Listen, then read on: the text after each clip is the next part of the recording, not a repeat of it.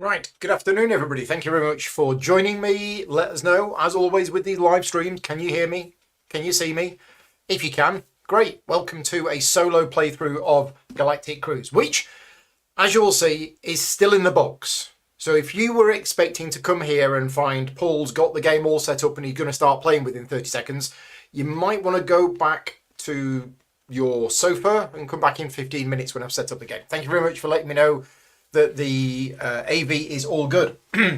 So without going into more details, my morning hasn't got as planned. My lunchtime didn't go as planned, which is why I haven't actually got the game set up yet. Now, in my defense, this is not a sponsored playthrough. I've basically taken this afternoon off from my paid work of creating board game videos in order to create board game videos. So a huge thank you to all of my Patreon supporters for funding the channel. I'm not being paid any money to do this video today. It was voted on by my Patreon supporters as the solo game that they wanted to see played this month. I gave them about 10 games to choose from, and I will be honest with you, this one I think got at least 3 or maybe even 4 times the number of votes as the next highest one. I think 3 times at least.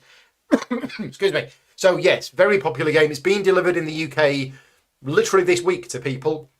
People in Australia have already had it a couple of weeks ago, and it is being delivered around the world. I've not played it solo yet, which means I don't actually know how to play the solo game. So this is going to be one of those videos where you are going to join me at the table and we are going to learn how to play the solo game together, and we're going to set it up and we're going to do all of that stuff. If you're watching this back afterwards and you think, oh, I ain't got time for that, don't worry. There will be a timestamp in the video telling you when I'm actually going to start playing. But right now, we're going to set up the game together and we're going to read through the rules together and we will see how it works. How many people in the chat have actually played the solo mode? Because if we have people watching who have played the solo mode, then that means if I get stuck or I make any mistakes, these people are going to be able to help me. Now, this is the Super Deluxe all-in big box version with everything in there. I'm not using the playmat. The playmat is in the other room. But yeah, this is straight after filming the how to play video. So if you're watching this video and you don't know what Galactic Cruise is, I've done one of my official how to play videos for this game back in January. So that is there, and this is the copy that was used to film that version of the game. So we're going to take out all of them. Should we take out everything? I mean, I'm not going to use any of the expansion stuff. I am just going to use the base game stuff. And I know we set it up as if it's a 2-player game.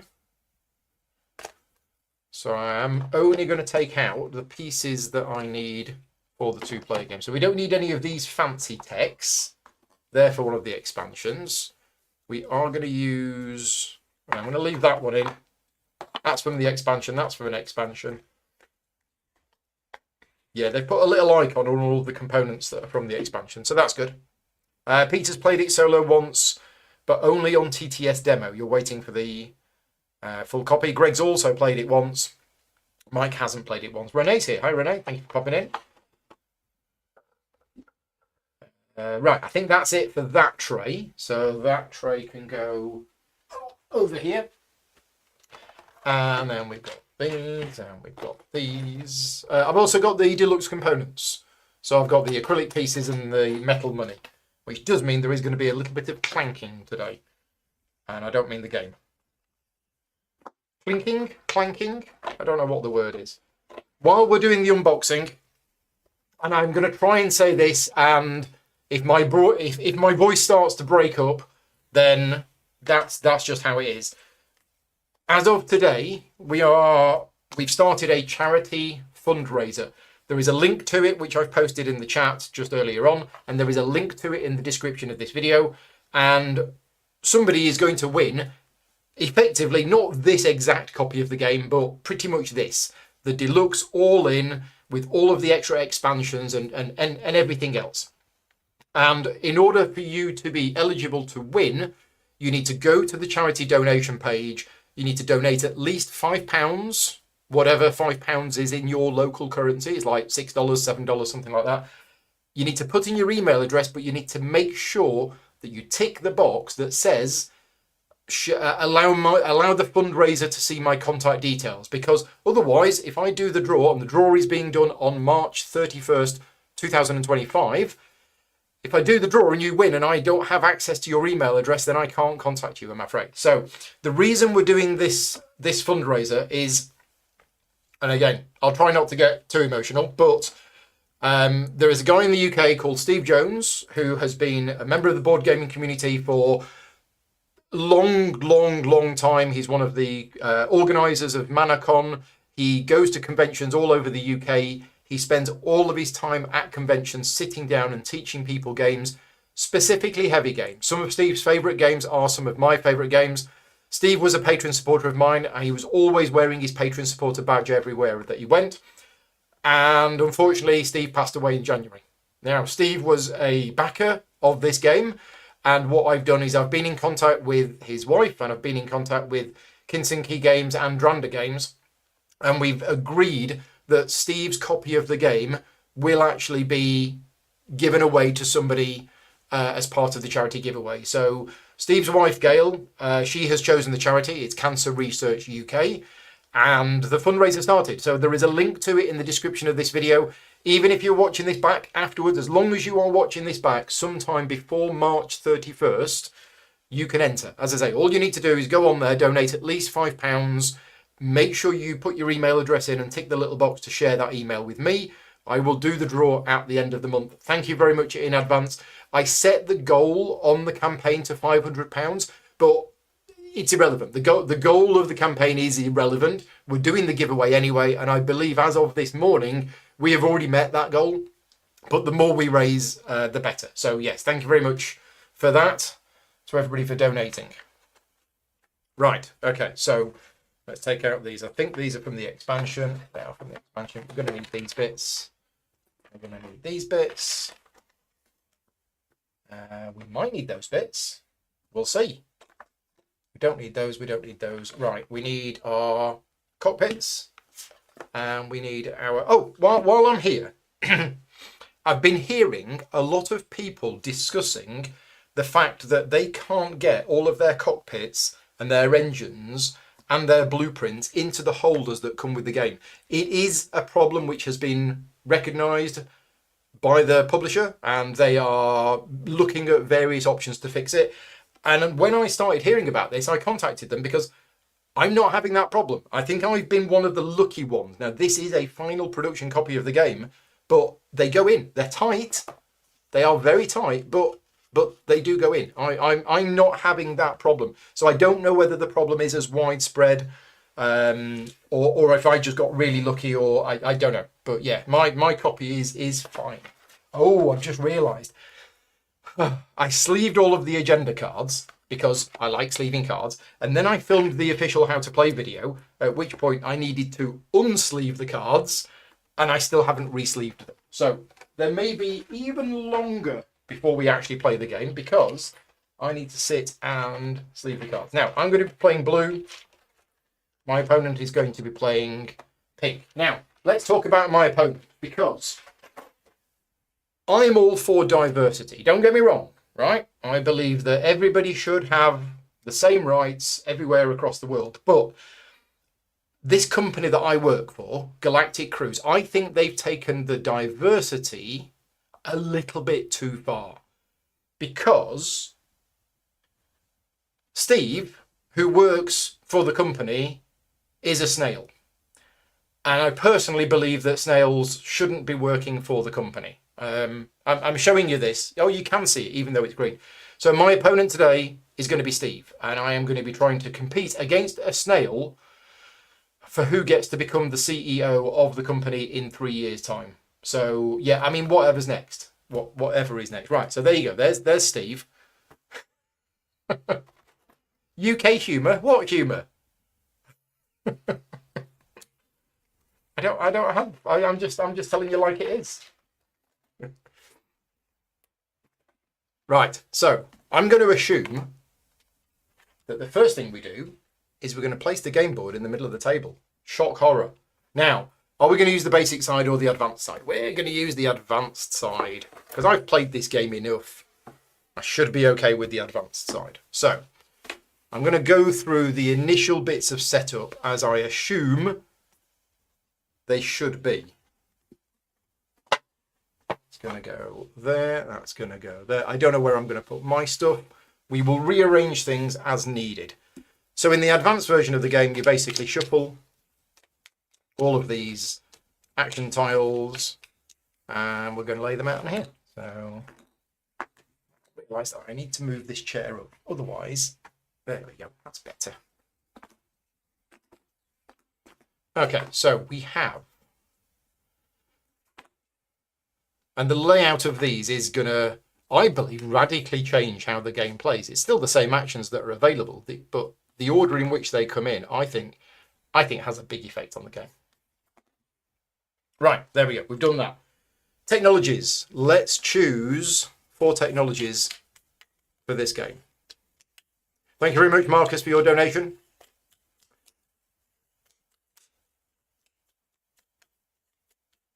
Right, so we have a flight target indicator. When advancing your cruise, you may spend 2 fuel to advance 1 additional stop, gaining the benefits of both stops. So you basically have a super fast spaceship. Targeted advertising. All guests that you want to advertise to costs 1 fewer ad. All segments cost 1 fewer credit to build. And all launches require 1 fewer food. So 3 of the simple ones and 1 that's actually a little bit interesting. Now, we also take 1 of the other tiles, and that's what we're going to use to populate where the neutral developments are. And I believe we then get rid of this one, but we keep this one. Because I think what's going to happen is in the solo game, at various points... No, that's the 2-player game. Well, we'll see. We'll see. Let's go to the rulebook now. Now, the rulebook for the solo mode is... where? Solo rules. Setup. Place the game board in the fridge. Oh, okay. Right. Set up the game for a 2-player game. Rachel, apparently, we're competing against Rachel. Well, we're not. We're going to be competing against Steve. I mean, we can call you Rachel, but this is Steve the Snail, so I can't really... It'd be confusing if I called him Rachel. So, Rachel receives a playboard. Steve receives a playboard and sets up the pieces as usual that a player would use. She does not need resource trackers and always uses the base game upgrade tokens. She will be the second player, so place her reputation on space 1 of the reputation track. Yeah, I think we're doing the setup as normal. So, we are putting a development here. So the flight target indicator has already been invented. There's already a development marker there, and there's already a development marker there. Okay, right, so that can go out the way. Yeah, Steve took Rachel's job and he's now coming for me. Absolutely. Okay, company goal. Now, this changes the game even more.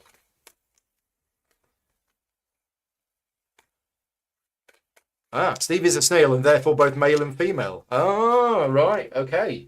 I did not know that about snails. My knowledge of snails is actually quite lacking. I clearly need to read more Wikipedia articles. Okay, we are having 1, 2, 3, 4, 5, 6. Okay, first number in the chat between 1 and 6. That's the one I'm going to pick. Pop a number in the chat between 1 and 6. First one that appears, that's the one we're using. 4.5 seconds delay, and 6. Okay, 6 was the first one that appeared. Well done, James. Quick off the mark.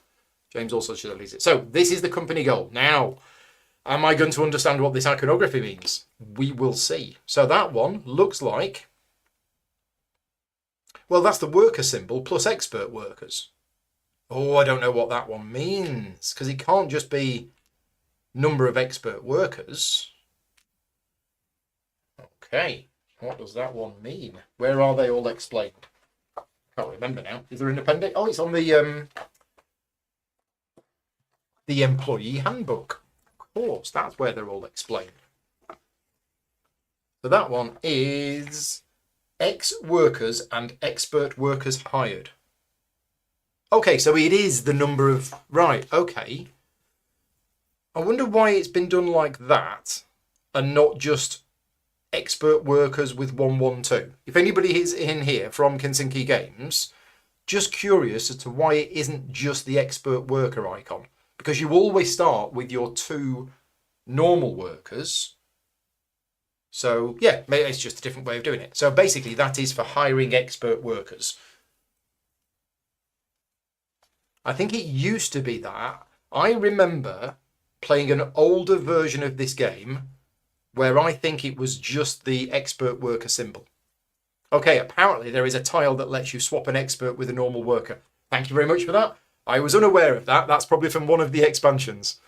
So there you go. That's why they've changed it. Anyway, the second goal is to have a total victory point value on all of your segments of 13 for level 2 and then 16 for level 3. And the last one, launching different shuttles. So the first player to launch 2 different shuttles will get that. The first player to have that, and there's expert workers. Right, now, here's the thing. Am I going to do the thing that I did in that game where that came out? Which I'll tell you what it was. I basically hired an expert worker on turn 1. It cost me all of my money, but straight away I qualified for that company goal. And that was awesome, because normally these company goals, you're not going to get them early on. But that one, you can actually get that one early on. Okay, the next number that appeared in the chat was from Kevin. So we're going to use that number to determine which of the expert worker bonuses we're going to have. I'm going to give him a shuffle, and it's going to be number 1, which is whenever your expert worker goes to the break room, you gain an additional funding bonus. Okay, right. Nice and simple one. We like that one. Are these shuffled? I don't know if these are shuffled. I might just need to take these out and just give them a bit of a shuffle, because knowing me, they've all been sorted out. But yeah, I'll give them a bit of a shuffle. And I'll just pick 1, 2, 3, 4, and 5. Right, they're the 5 starting ones. So, segments.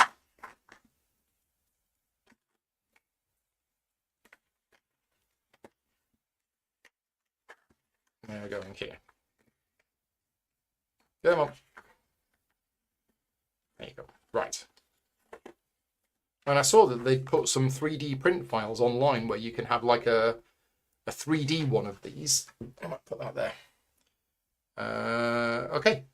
I'm going to assume that these engines are shuffled. So we'll have some engines. And let's have some of these.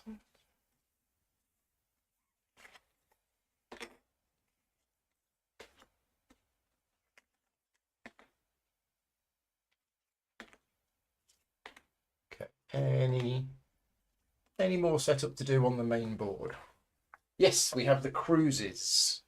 Now I'm going to be, I'm actually going to play the proper full advanced game. So the advanced setup where you randomize this, randomize that, randomize this, randomize that, also says that you're supposed to completely randomize the cruises. And I don't generally do that. I would be honest with you.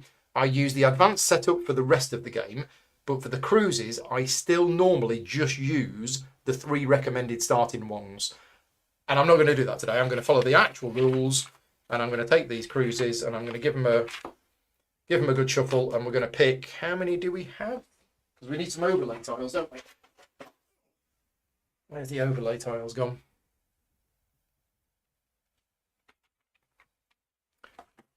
There's the overlay tiles.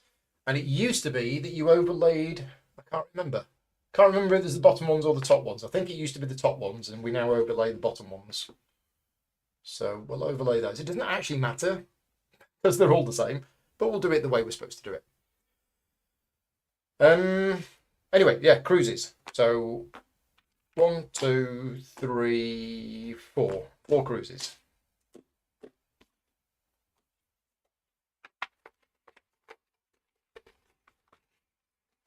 Okay, right. So do we have any of the starting ones? We do. We have one of the starting ones going to an orange destination. Then what we do is we take guests based on the destinations shown here. One of those, one of those and one of those. And then is that the minimum number? Now, I think the minimum number for a two-player game, is it 7? I'm working off memory from a lot of this, because I've not touched this game since I did the How to Play video. And you might think, well, you did the How to Play video, surely you know how to play. Well, I've slept once since then, and stuff falls out of my brain. It is 7. Yes, got it right. It is 7. Is that 7? That is 7. So we don't need to draw any more. Right. So we're going to take these out at random. 1, 2, 3. Boom, boom, boom. Right. I'm just going to lie them down sideways so that you can see them a little bit more easily. Now, Steve, don't eat the guests. Okay? Okay. Right. So we've done that, we've done that, we've done that. We need those tokens. Now they are in here. Somewhere. There they are.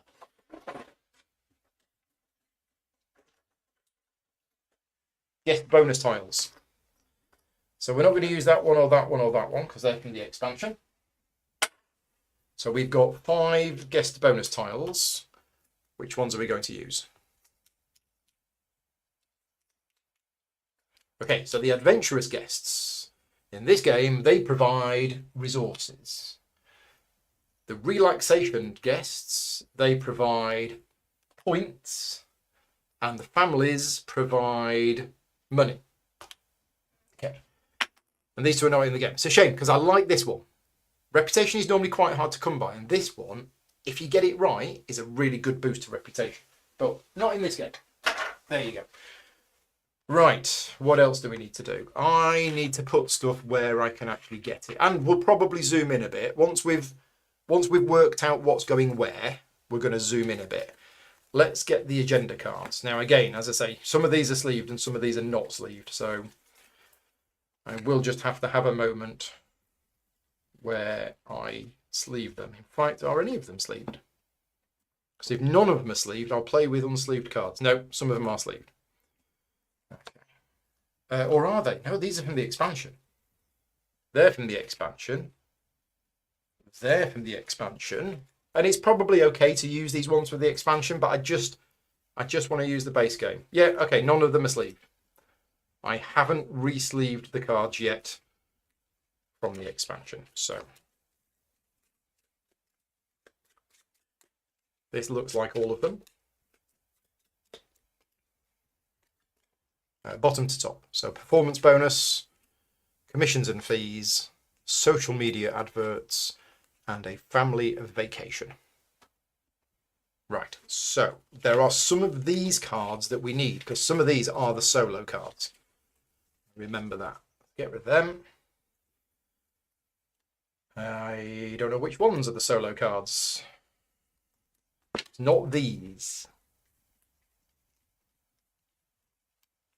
Yeah, it's not those. I know that. It might be these. And it might be these. Oh, some cards here. Missed some cards. Right. Let's pop them on top of there. Rosemary's here. Yep, you've not missed the start yet. We're probably going to be at least another 10 or 15 minutes, I would have thought, because I've not read the rules yet. That's the next thing on the agenda. Right, but we're getting there. We are getting there. We're not going to be playing with the introductory game, so we're not going to be using these 3 gig cubes. We are going to be playing the full game. Right, let's get the player boards. So I think it said that Steve is going to have a player board, but he doesn't get all of the shenanigans. Something like that. Right. And these player trays are fantastic. Really, really clever design. They tessellate, so they all fit in the box. And anybody who's got the same personality as me, whenever you see things tessellating, it gives you a nice warm, fuzzy feeling inside. And they're really useful as well. They store all of the stuff that you need. So yeah, really good design on these. You wouldn't think it. And bearing in mind, Thinking Games are a client of mine. They've sponsored me to do videos on the game. This one's not sponsored.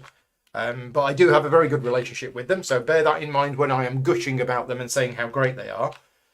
You would not think it was their first game. This is a first-time group of designers and a first-time publisher. And they have absolutely knocked it out of the park with this game. And yeah. I won't compare them to some of the bigger companies, but they've done a very good job. Yes, let's just say that.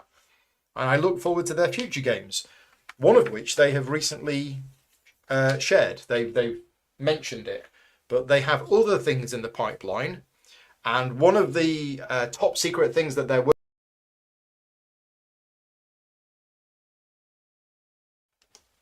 So yeah, I don't know whether they mind me sharing that information, but did the microphones go wrong then for a minute? Oh, that's a shame. All right, that's a shame. Right, okay, let's get the cruise consultant up there, or the travel agent, as I like to call them. Cubes.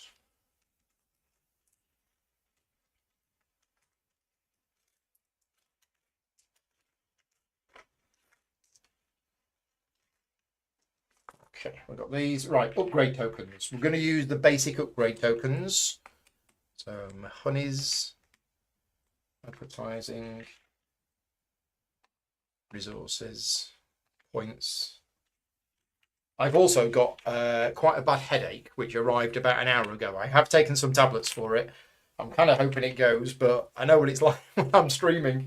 Quite often, I do seem to get headaches. How it is. Right, how are we going to put everything? We've got loads of space here. Yeah, the problem is I'm in the way. Yeah, okay. Okay, we might be okay. So I'm start player, so I have 0 reputation. 5 points. Right, 10 money, 2 ads. That is my setup done, apart from my 100-point scoring marker, which I will just put there for now. So, that's that. Next. Steve. So, where was it? It said...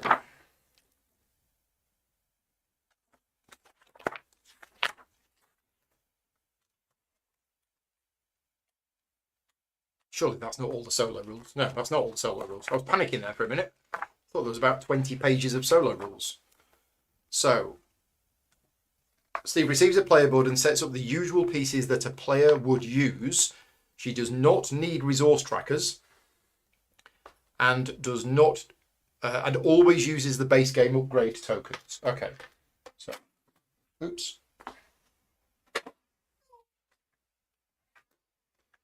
So ship, cruise consultant, reputation. It says yeah, she'll be the second player. So it starts on 1. 5 points. Performance enhancing cubes. Money. And it says so she doesn't use resource trackers. All of the usual pieces that I don't know if she uses money or ads. Let me know. Let me know in the chat. Does she need that? And yes, please give the video a like and subscribe. If you're watching this back afterwards or if you're watching it live, please tick that little like button. And yeah, if you're all watching it back afterwards, please leave me a comment because that always helps the algorithm. Apparently, the algorithm gods, which I always fail to appease despite the 3 goats a week.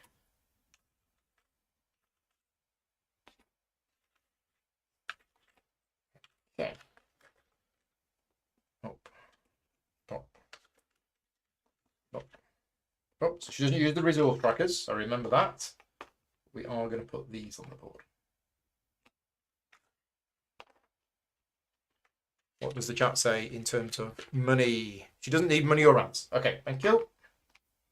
Hear that, Steve? No money for you.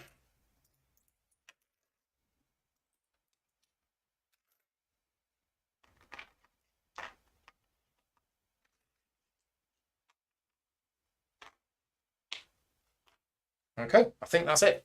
Steve's got a 100-point marker as well, but I'm going to put that back in the box because you're not going to have this. I don't think. There you go. The trash talking the snail has begun. You're going down. You want to see what I get to do when I'm not streaming? I have entire conversations about philosophy with my friends. Okay, so we've done that. We've done that. Oh, solo tokens. That's what those are. There are these 3 tokens in the box, and I didn't know what they were. They are solo tokens. Steve's company goal threshold reminders. I need to place them on the appropriate spaces depending on your chosen difficulty level. Oh, so we have easy. We have easy. Place this onto her rightmost. Oh, should we play on medium? Yeah, let's play on medium.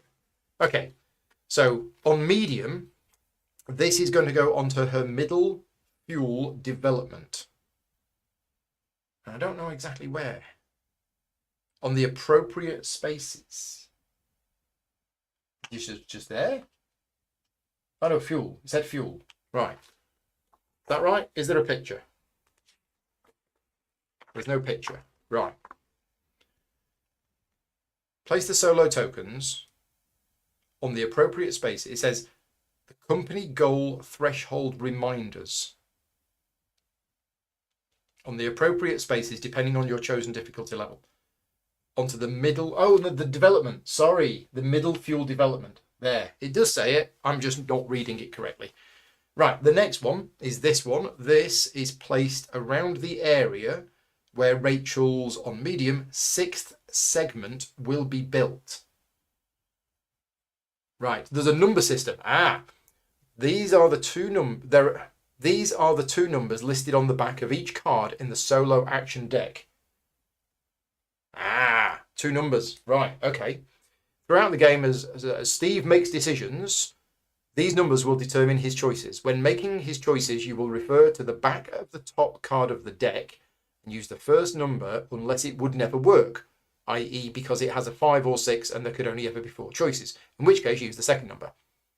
If that item is unavailable or multiple items are targeted, begin with that number and continue from top to bottom, left to right, clockwise until the action is satisfied. Okay, so when it says place this around the area where Rachel's 6th segment will be built, how do I believe there's a card that has the difficulty stuff. Okay. I don't know where Steve's 6th segment is going to be built. How do I work out what that is? Anyway, while we're finding an answer to that one, this one, on easy or medium, place this above the area where Rachel's 3rd ship will be. Well, I know where that's going to be. That's... Oh, we've got plenty of space. You're going to have to move, though. There you go. So a 3rd ship is going to be there. Yeah, that right? It's just this second one. I'm not sure about the second one. Place this around the area where Rachel's 6th segment will be built. So, yeah, I don't know what order she's going to build them in, but that's going to go above her 3rd ship. So if she builds 1, 2, 3, it's going to go there. Maybe? We will see. We will see. Right. Place the solo worker card of your chosen difficulty next to the action cards. Shuffle the 12 solo action cards. That's these. 9, 10, 11, 12. Yep, so shuffle these. Place them in a deck beside her player board so that the numbers and worker location are visible. I think we're going to have to shuffle things around a bit. So you can go over there. Let's get your potted plant there. This can go over here. So we have space for blueprints. That's going to go there. So I'm assuming the 6th segment is going to be there and the 3rd ship is going to be there. Where am I going to go?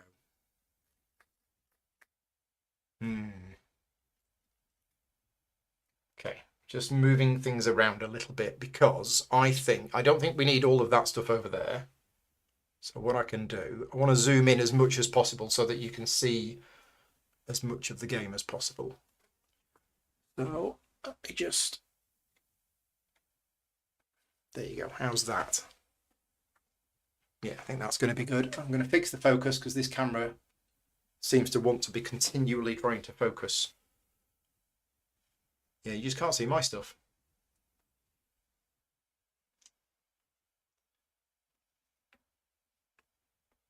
Okay, that's good. That's good. That goes there. That goes there. You can't see the blueprints now.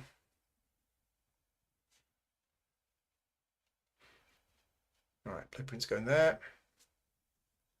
So that was there and that was there, I think. Yeah, in terms of my stuff,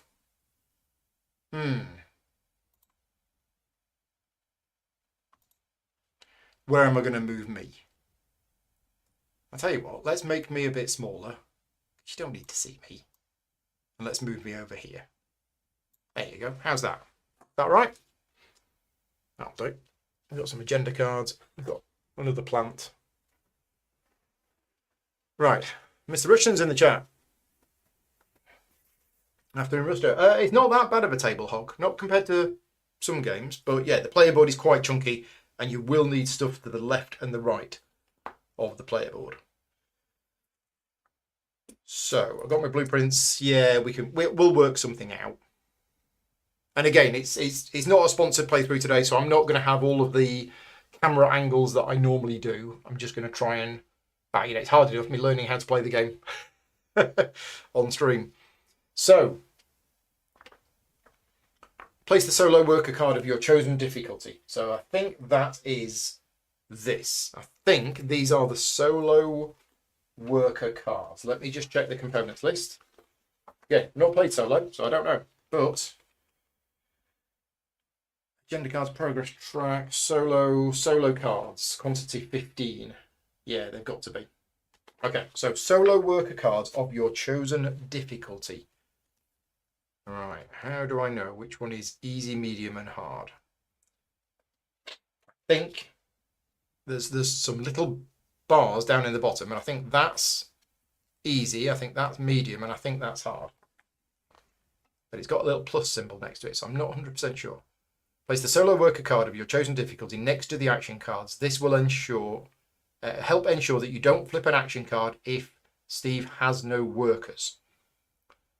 This is his break room. Place her workers there instead of on her player board. Okay.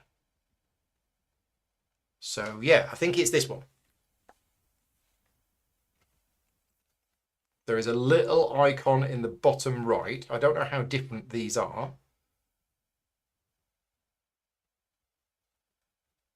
Oh, is it? Oh yeah, it's slightly different.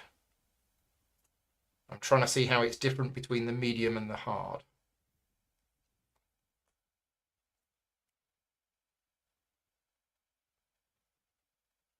Yeah, I'm struggling to spot the difference between these two.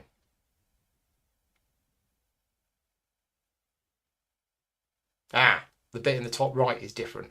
Okay, so I think it's this one.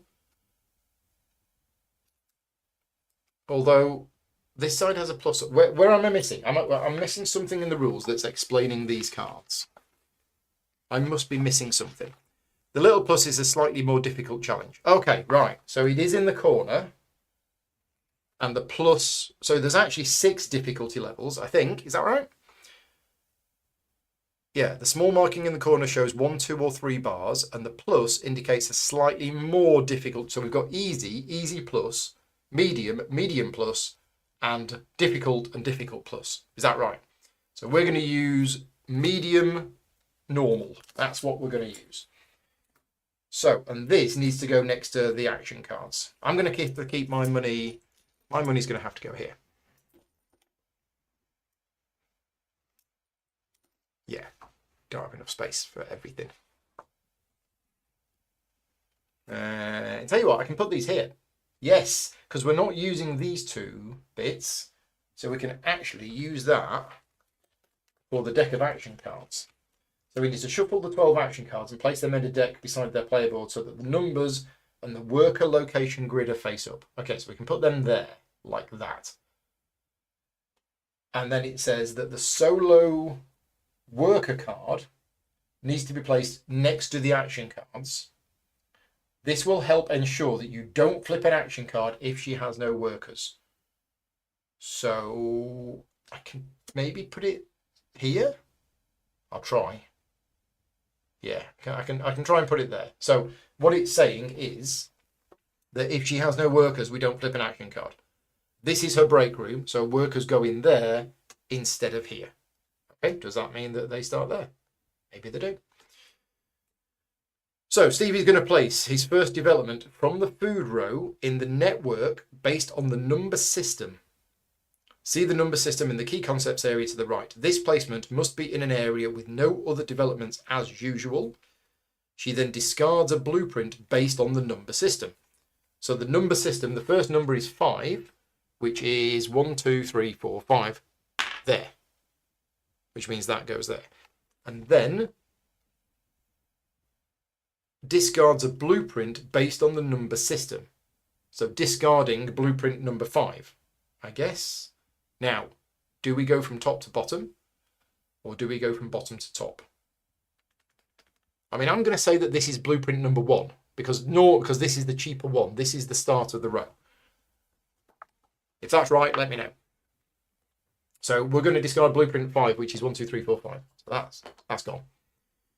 Because this is done in reverse player order, isn't it? Yeah, I believe reverse player order is choosing blueprints and developments. Okay, so what blueprints and development do I want? I realise that I don't have Steve cubes out.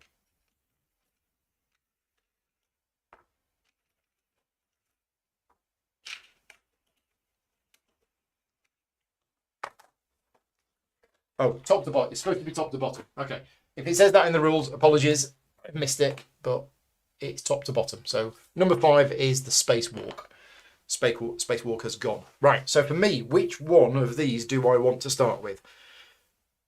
Well, I need to look at an agenda card. I don't know if Steve's going to have an agenda card at the start of the game.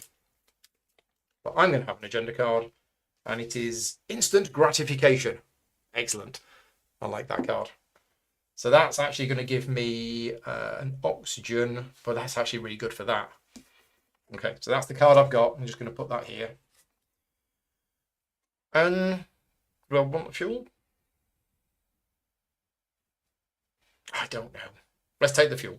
Let's take the fuel. Now, which one of these do I want? Well, I think I know what action I'm going to be doing at the start of the game, and it's going to be that. I'm going to try it. We'll see what happens. It might completely backfire. Oh, look at all those juicy actions. In fact, these are the 2 actions that I probably want to do at the start of the game. So let's go here, which gets me a reputation. Huzzah. Okay, right. So, Steve's supplies. Steve does not gain resources, money, or ads. He does gain VP and reputation. If Steve gains an agenda card, it's discarded. Okay, so set up. Steve gets an agenda card and discards it.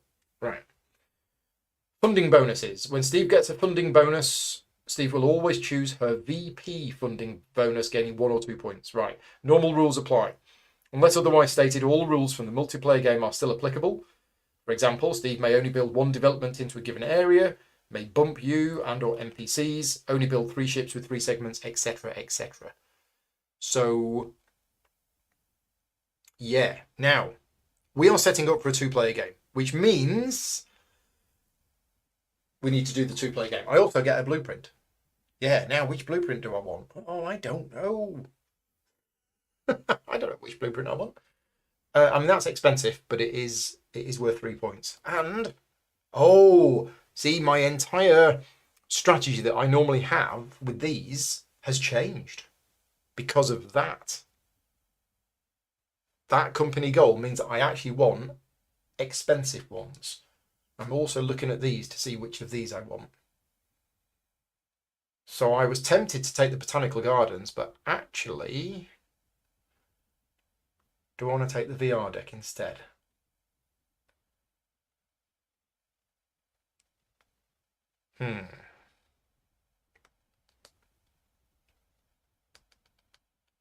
I'm going to take the Botanical Gardens as my first blueprint. Right, okay, so those now shuffle down. And then we get 2 more.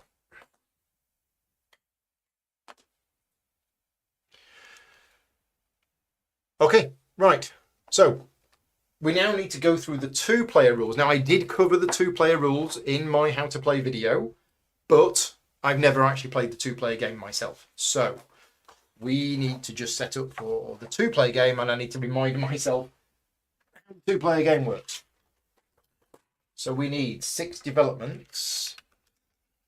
1, 2, 3, 4, 5, 6. We need 2 workers. Now these go on the board, 1 in each location, clockwise from the neutral development. So, whoops, 1 is going to go there, and 1 is going to go there. Okay. Place the development and expert workers off to the side. We will need those later. Place the company goal trackers on the middle space. Done. Set aside the unused technology tiles instead of returning them to the box. Check, I did that. Use both marketing overlay tiles on the marketing board. Check, did that. So worker bumping. Basically, when I place, or when me or Steve places a worker onto a location occupied by an NPC worker, the NPC worker is bumped to the next location. If it's empty, it just goes there.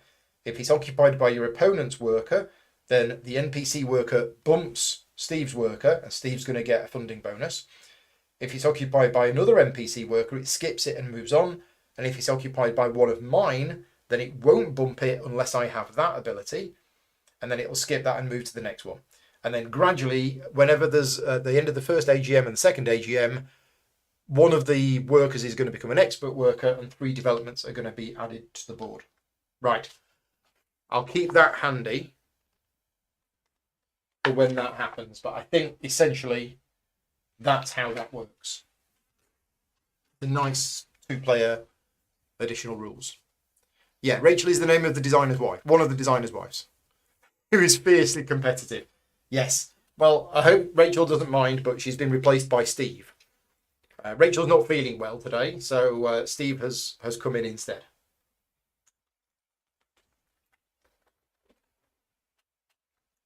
Okay. I think we are almost ready to go. I'm excited. I'm looking forward to this. I'm going to take my turn as normal. And then when it gets to Steve's turn, we're then going to look at the rule book and we're going to see what happens. Again, we're going to learn as we go. Right, so my first turn of the game, are we going to do the crazy move? And are we going to buy this expert worker for 10? Which means I needed to place a different one on the board. Yes. Just swap those around quickly.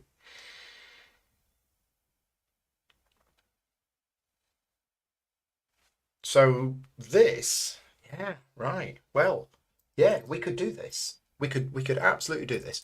Let's go here. Let's go for it. So I'm going to go there, and the first action I'm going to do is I'm going to advertise, and I'm going to spend 2 ads, and we're going to advertise to. I mean, I don't know. At this stage, I think it's going to be these 2, and I'm going to advertise tickets to them for there. Now this is basically 6 money and 2 rep. Because there's 3 destinations, so each one of these is going to give me 3 money, and there is a destination that matches, so I'm going to get the rep as well. So for each one of these, it's 3 money and 1 rep.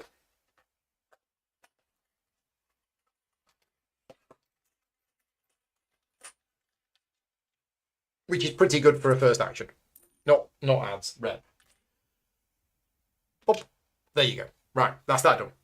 Thank you very much, Bob, for the donation. Just so you know, Bob, all of my advertising revenue goes to charity, and any money that people donate through YouTube, I have no way of splitting that off. So what happens is that money that you've just donated, Bob, that will get lumped together with all of the advertising revenue that I give to charity each month. And to be honest, I'm probably going to give the money this month to Cancer Research UK, which is the current fundraiser that I'm running for Steve Jones's Yeah, in memory of Steve. So yeah, thank you very much for that. If anybody does want to support me personally, the only real way to do that is through the Patreon campaign. And if you don't like monthly contributions to Patreon, you can actually just sign up and then leave straight away. And that effectively gives you, effectively it's like a one-off donation. But yes, just so you know, any money that comes through on the super chats through YouTube doesn't go to me, it goes to charity. Well, it goes to me and then I give it to charity. Okay, so we've done that. We've done that. Now we're going to hire an expert worker. And we are going to spend 10 money. And we're going to hire this expert worker, which is going to go into my break room. And I am going to gain from that. What am I going to gain? Let's gain a resource. And let's have some fuel. Right. And now, at the end of my turn, I have 3 workers. So I've done that company goal. I believe I've done that company goal on my first turn of the game, which is, I mean, I'm impressed. But yeah, so that goes to there, and that goes to there. Have I got that right? I think I've got that right. Yeah, I did that, and I did that, and I did that, and we're good. Right. Okay, next, let's have a look at how Steve takes his turn. So, Steve's turn. Steve's turn functions just like yours. He will advance cruises, place workers and take actions and accomplish company goals. So step 1, advance cruises. We'll read that later on because it currently doesn't have a cruising space. Step 2, if Steve has available workers, yes, reveal the top card of the solo action card deck. Okay, now I did say I wasn't going to do any fancy camera angles and things like that, but since I've not covered the solo game on this channel before, I'm going to press a button and we're going to move over and we're going to see what these solo cards look like. There you go. So that's what the solo cards look like. And what it is saying to me is, reveal the top card of the solo action card deck and place one of Steve's workers, expert if available, into the network. The location is determined by the worker on the back of the top card of the deck. So there. So that's where Steve wants to go. If Steve already occupies that space, he will go to the first available space clockwise, not containing one of his workers.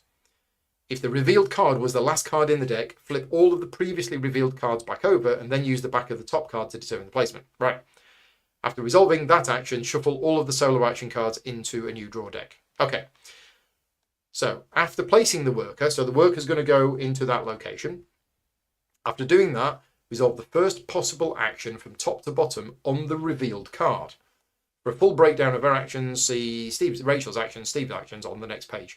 When choosing something for Steve to gain or discard, use the number system. If cannot do either action, discard the card and draw the next card instead. And after completing the action, if the worker is at the location that displays the actual action she took in easy, medium and hard mode, or is adjacent to that action and connected by one or more developments in medium and hard mode, then she will reveal and resolve an additional action card. Okay, one step at a time. One step at a time. Let's do the first bit first. So, placing a worker, that location, it wasn't there, so that's it. So that can go there. First bit done. But then it's not about the actions in the location, it's the actions on the card. So she's going to do that one first and then that one. So let's have a read at what those actions are. First one is gain resources. Using the number system, so 2, Rachel targets an agenda card from the display. Okay. And reduces the resource listed on it in the resource silo by 1. So card number 2, fuel has gone. Steve takes the fuel and pours it outside down the drain. Okay. She then moves to the next card, top to bottom, wrapping around if necessary, and does the same thing, and then does so with a third card. If needed, she can target the same card over and over. Okay. So we've done card number 2, then we're doing card number 3, which is food, and then card number that, which is food. Right, okay. What if the resource wasn't there? If she cannot take all 3 indicated resources, she will not take this action at all. Okay, right. If there are no cards in the column, she will attempt to take 3 of whichever resource is listed on the top card of the agenda discard. Right, I think we're done. So that's that action. Taking resources based on that. Got it. Okay, fantastic. Thank you, Greg, for the super chat. Oh, you'll only absorb 1 action per card. Oh, I missed that. I did say it and then completely forgot. Thank you for picking me up on that. Resolve the first possible action from top to bottom. Okay, so because she can do that, she does that and then doesn't move on to the next one. Yes, right. Oh, and just as a reminder, just so that everybody knows, any donations from the YouTube Super Chat do not count towards the charity fundraiser. If you want to donate to be in with a chance of winning the copy of the game, that has to be on the actual fundraiser website on Tiltify, not through YouTube, just so that's clear.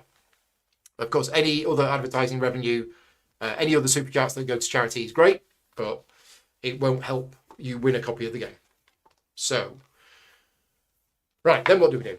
We've done the action, we've done the thing, and then next is, after completing the action, if Steve's worker is at the location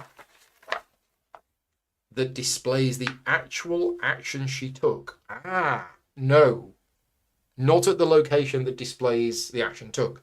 Or an adjacent to that action and connected by 1 or more developments. Doesn't say Steve's developments, just says any developments, which is what this means. Flip the card over. If it's that, get an extra action. So basically, that action is down here. But if it was there or there, Steve would now get an extra turn. I think that's right. She will pay you money from the supply based on her reputation to use your developments if she has none. Oh, she can use neutral developments as normal by paying the supply, but she doesn't have any money, so there is no exchange of money. Right, okay, well that seems quite simple. And then accomplish company goal. If at the end of her turn she has accomplished one of her company goals, so her company goals are not that, it's actually here, then she moves the corresponding cube to the progress track. Okay. Right, sure. It says the corresponding cube. I don't know. Yeah, I don't know. I guess it doesn't matter which of those. Each of those is related to one of these, but it doesn't really matter which is which, I don't think. Okay, right. Are we done? I think we're done. Right, my go. Well, I don't know. I mean, that's it. I had a plan to hire the expert worker and complete that company goal. That's it. I have no other plans now. I guess I got to play the game. Right. Gosh. Well, I've got an expert worker. Surely I want to use an expert worker because then I'm going to get funding bonuses. Well, I want to unlock one of these. I absolutely want to unlock one of these, and I want to use the instant gratification in order to immediately remove it from the board. So that's what we want to do, and that is all done here. That scheduling a flight will do that. We don't really want to schedule this flight because it's going to be too difficult. I think I probably want to schedule that flight. Oh, I should have gone with this one. Why didn't I go with that one? Oh, because I've got the Botanical Gardens. That's why. I quite like the one at the top. I'm going to need more fuel storage. And the problem is... No, I do have the money. And I could take another one of these. This works. Yeah, let's do this. Right, so we're going to go here with an expert worker. The first action I'm going to do is I'm going to schedule a cruise. I'm going to schedule this cruise here. So I'm going to gain the bonus of one of my markers, which is going to be... You'll like this. Not a lot. But I'm going to gain this one, which is going to get me a resource, and it's going to be a food. Now, what would normally happen is that marker would now flip over. However, I am going to play instant gratification. Immediately remove the upgrade token that you've flipped and place it beside your player board. You will take it with you when you launch. So there you go. That's gone on the discard pile. And that is my first action. So next, I'm going to do... Oh, I could do this. I was going to do this, but I could do this. I could sell some more tickets. I don't have any ads. Forget that. I'm going to do this. Right. So we're gonna get a new ship.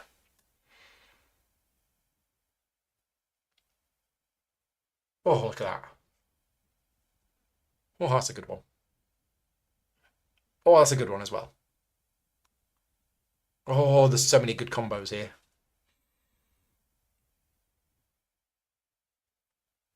So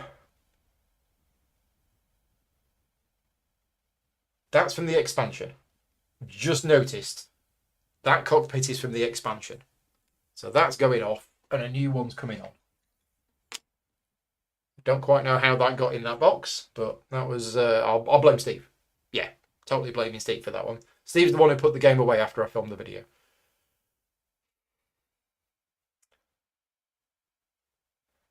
I think we're going to take this one.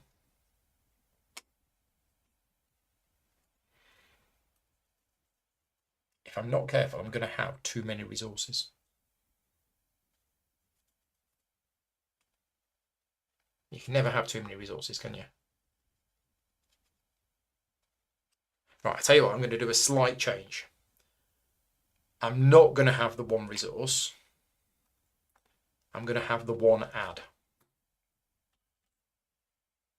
Right, and now I'm going to take this new ship. So I'm going to gain a funding bonus, which is going to be 2 adds. And I'm going to get 2 points. Winning. Right, so that's that done. And my new cockpit is going to give me 4 points for every ship that I have, which is 3 or more segments. Oh, in fact, that cockpit can be to the side. As should that one. Cockpits are the wrong way up. Hi, Brandon. Thank you for joining in. Right. Okay. Next. That's it. That's my 2 actions done. Have I completed a company goal this turn? No. I can't be too greedy, to be fair. I completed 1 on turn 1. I was happy with that. Right. Okay. It is now Steve's go. So we're going to flip a card over. And we're going to be placing a worker here. Now that's going to kick out an NPC worker, which goes to there. And then we're going to do this action, which to me says, if Steve has a ship with 3 or more segments, it will launch. That's what the icon says to me. Let's see if I'm right. It's guess the icon. There are 2 launch cards, one that requires a ship of 2 or more and one that requires 3 or more. If Steve has an available ship that fits the criteria, he will choose a ship to launch, prioritising the following. Yep, I was right. So otherwise, building 2 segments. Right, let's have a look at the segments. So building segments. There we go. Steve takes 2 blueprints from the main board display and places them into his ships. The first blueprint is one that is indicated by the number system. So blueprint number 4. Okay. And it was from top to bottom. So 1, 2, 3, 4. Yeah. The second blueprint is the one below the first one that he took in the display, wrapping around to the top if necessary. They are immediately built into the ships. If you reach the 3 segment maximum in a ship, immediately takes a cockpit and engine from the main board display using the same numbering system and continues to build it. Okay, right. So it just basically goes 1 there, 1 there, and then the next time Steve builds 2, one of them will go into there, and then immediately, oh, I need a new one of these. Immediately take a new cockpit and engine, and then put it into there. May only have 3 ships with 3 segments once you've got 8 final. Right, okay, yep, got it. It's clear. I mean, it's clear. And then these slide down. So far, the solo mode is okay. I'm handling it. I'm dealing with it. It's not too complicated. We don't have any flowcharts, which is good. So, is it back to me? It's back to me already. Okay, well, I've got a 3rd worker. Where's this going to go? Ah, now then. It's all full. So we're going to have some bumping. We are definitely having some bumping. I would like to get another development on the board, but I can afford it. Problem is, that's there. Okay. Well, don't really want to be paying other people for things at this stage. So we're going here. We're going to bump out this. And I think it said that Steve gets points. So that's going to go on there. 1 point. Funding bonus is always points. I'm going to do these two actions. The first action I'm going to do is I'm going to spend 2 money to gain 2 ads and an oxygen and a food. And then I'm going to draw 2 cards. So I'm going to take performance bonus and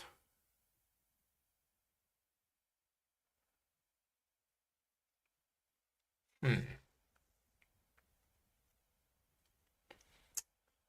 going to take social media adverts, mainly for the resource that's printed on it. Is that it? I've done my 2 actions. I think that's it. Okay, right, off we go then. Steve's turn. Flipping the card over. We're going to place this here. Aha! Thank you very much, Steve. You have just bumped out my expert worker. So my expert worker goes back to my break room and gets me 2 funding bonuses. Am I going to take 4 ads? I mean, sure. That's really good. I'm gonna take 4 ads. That's the advantage of upgrading that really quickly, and that's why I did it. And this is why every game is different, because of all sorts of weird combinations that go together. And that has just, yeah, I think I've done well at that. Pat myself on the back. Anyway, meanwhile, it's Steve's go. So Steve placed there and he's doing this. Now we've done this action before. Yeah, doing it again. More resources. Greedy Steve. So it's number 1. So card number 1 is this one. So it's fuel, food, and then fuel again. Now it can't do that, because if it takes fuel, there's no food and there's no fuel. So I think, if I've understood this correctly, I'm going to skip that action. I'm going to do this action instead, because it can't resolve this one fully. So that action is refill the first resource that she was unable to take during the gain resources action that she just tried to perform. Okay, well, she was trying to gain fuel. She will refill this resource to the maximum and gain 1 reputation. Okay, so she tried to take fuel first because it was card number 1. Card number 1 couldn't take fuel, so that goes to the maximum, gains 1 reputation. Is that right? Hopefully that's right. And that's it. That is the turn done. Now, there's something going on here on Steve's next turn. Steve Rachel's next turn.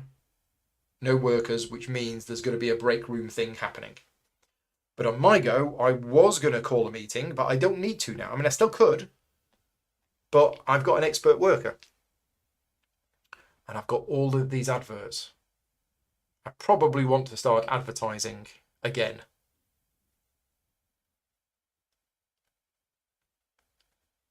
No food. Yeah, it's fuel. Fuel was the one that Steve tried to take first. So, do I want to place this?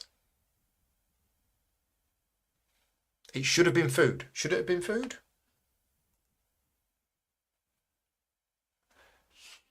Okay, so let's just go through this in my head. She tries to take fuel, and she could take fuel, but then because she can't actually do the whole action, she doesn't take any of them. But the one that she tried to take that she couldn't was food. Right, okay. He did say that. I'm just trying to get it through in my head. Thank you very much, chat. Thank you very much, Charlie, for double checking with me. But I think that's right. So it's food that went to the max. So anyway, my go. Are we going to place this, or are we going to call a meeting? If we call a meeting, I get 2 funding bonuses. And the advantage of me calling a meeting is that those areas are free for next turn. And I kind of want them free. But what are the things that I want to do? Well, I want to do that because I do want some more blueprints, but I want expensive blueprints, but I don't want to hurt my reputation just yet. We're not in a position to launch because we haven't actually built any bits in the ship yet, but we will do that. That will be done. That will be something that will be done. We don't really want resources. I mean, placing more developments on the board is always good. And we've got all of these technologies as well. Oh, the automated systems is great at the start of the game. Maybe we do that. Yeah, let's do that. Let's do that. Right, so we're going to use my expert worker to bump out this worker, which goes back to Steve's card. Steve gets 1 point. And I am going to do these 2 actions, I think. Oh, no. I'm going to do that action first, and I'm going to place this, which costs 5, and I'm going to use... What am I going to use? I'm going to use 4 money and a fuel, because I've just noticed I've only got 4 money. So we'll use 4 money and a fuel to build a development, and we're going to build it here. And now my second action can use that development to go here, which is awesome. And I think I'm going to use it to take resources. Now, slightly inefficient because I can't take 3 resources. Are we okay with that? Yes, we're okay with that. I take a fuel, take a food. Yeah, that's fine. Okay, that's my go done. So, Steve does have a worker, so it is going to be placed. And it's going to be... Oh, no. Yeah, flip that over. It's going to be placed here, which kicks me out, and I get a funding bonus. And I am so tempted to take ads, but I've got so many ads. So many ads. It's just really hard because I'm so stuck in efficiency that if I do that, I get 2 ads. Whereas if I do this, I only get 1 thing. 1 thing's sad. And I desperately need money. I am so short on money. That's what's hurting me. How do I get money? This. Oh, and selling tickets, which means I need ads. I'm going to take a resource. after deliberating between money and ads, I'm going to take a resource. Right, so that was Steve kicking me out. And then, we are launching. Yes, does Steve have a ship of 2 or more? Right, exciting times. So, Steve is going to launch. A ship that hasn't been launched is the priority. Well, there's only 1 ship. So, Steve chooses a cruise based on the numbers. Oh, right. So, he hasn't even got a cruise yet. Oh, okay. Interesting. So, we're doing that now. So this is the card that's been flipped over. We placed the worker on there, but we're actually launching. So, chooses a cruise based on the number system. So, number 2. So, from bottom to top, 1, 2. And places it above the ship. She may not take a cruise that you have scheduled. She then takes any guests next to the cruise and adds them to her ship. If no guests were pre-sold, she will sell last-minute tickets to matching guests from the queue to fill up her cabins, following the rules from the Advertise for a Cruise action. Following the rules from the Advertise for a Cruise action, which we've not done yet. So, Advertise for a Cruise. A guest matching the first destination on the cruise if able. Well, there's only 1 destination. Second destination, third destination, repeat if 2 guests have not been added. But I think basically she's going to take this one.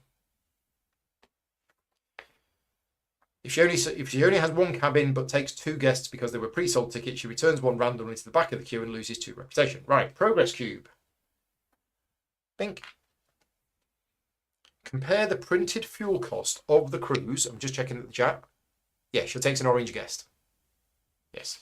Compare the printed fuel cost of the cruise 2 to Rachel's fuel row on her player board.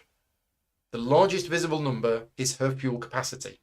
If the cruise's fuel cost is higher than Rachel's fuel capacity, she will spend reputation to supplement the fuel cost, reducing her reputation tracker past the required number of resource icons.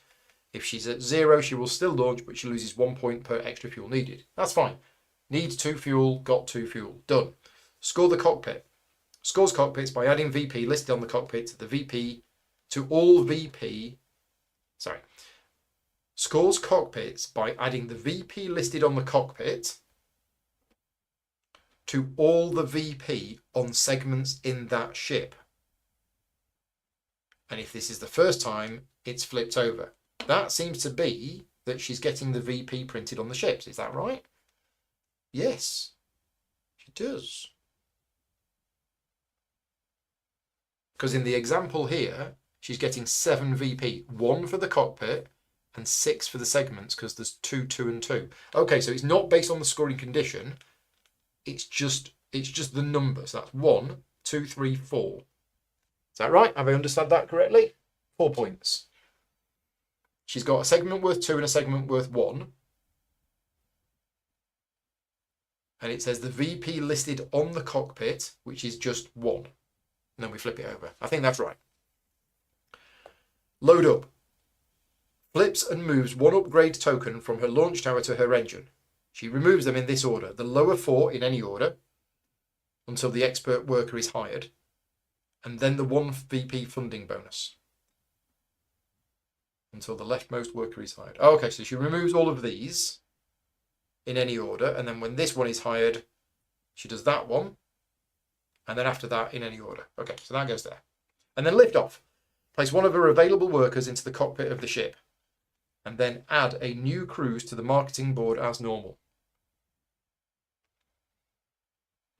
But she doesn't have any available workers. Oh, and I was forgetting to check about second actions. Apologies for that. I've missed checking for second actions. I should have been doing that. I might have missed something earlier on. But I'm a little confused now because she doesn't have any available workers.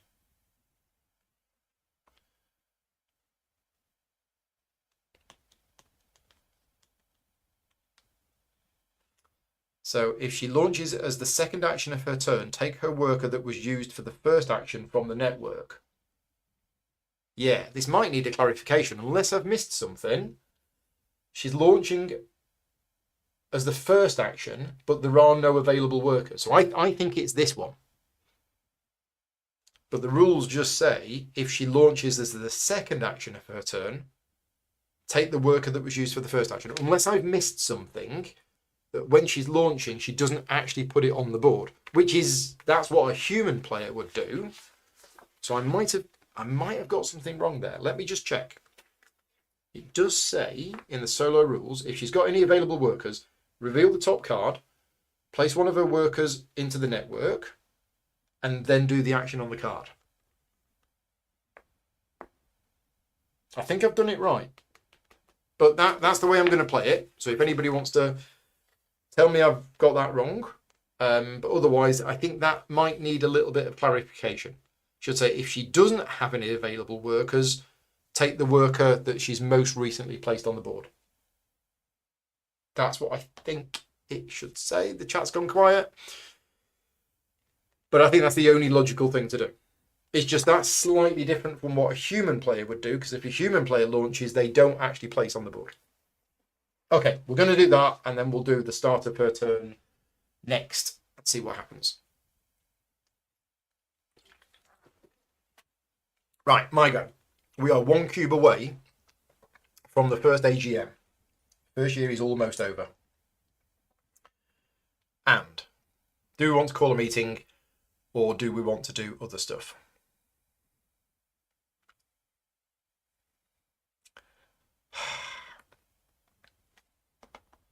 I've got loads of ads. So this is the action that I want to do. But I can do that action by going here. I can go here and do that action. And I could do that action twice. Oh, we need a new cruise.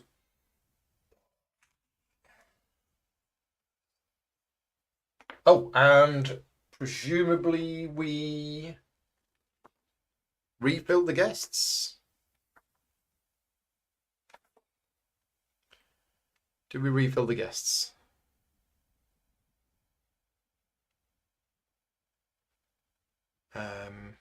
Where is it? She chooses a cruise and places it above the ship. Yeah. It doesn't say that here, but I think we would follow the normal rules for a new cruise coming in. Unless, I'm trying to remember how this works. Yeah, I think because that's T-0, isn't it? T-0 of a launch is that you put the new cruise on and everybody moves down. Yeah, follow the normal rules. Okay.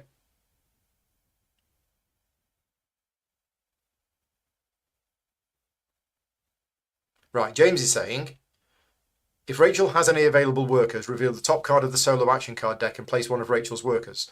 You weren't supposed to reveal the card. No, but just to clarify, Rachel did have a worker. Rachel, Steve, whatever they're called, they did have a worker here. I revealed the card and it said to place that worker on the board, which I did. And then the action was launch. So yeah, I think she was there or something like that. No, I think there was yeah, that was there. That was it. That was there. So she does have a worker. So she takes a turn. We revealed the card. Ah, that's it. It says play. Okay, right. We did that. Has a worker. Revealed the card. It shows there. Went there, and then did the action. I think we got it right. It's just that bit.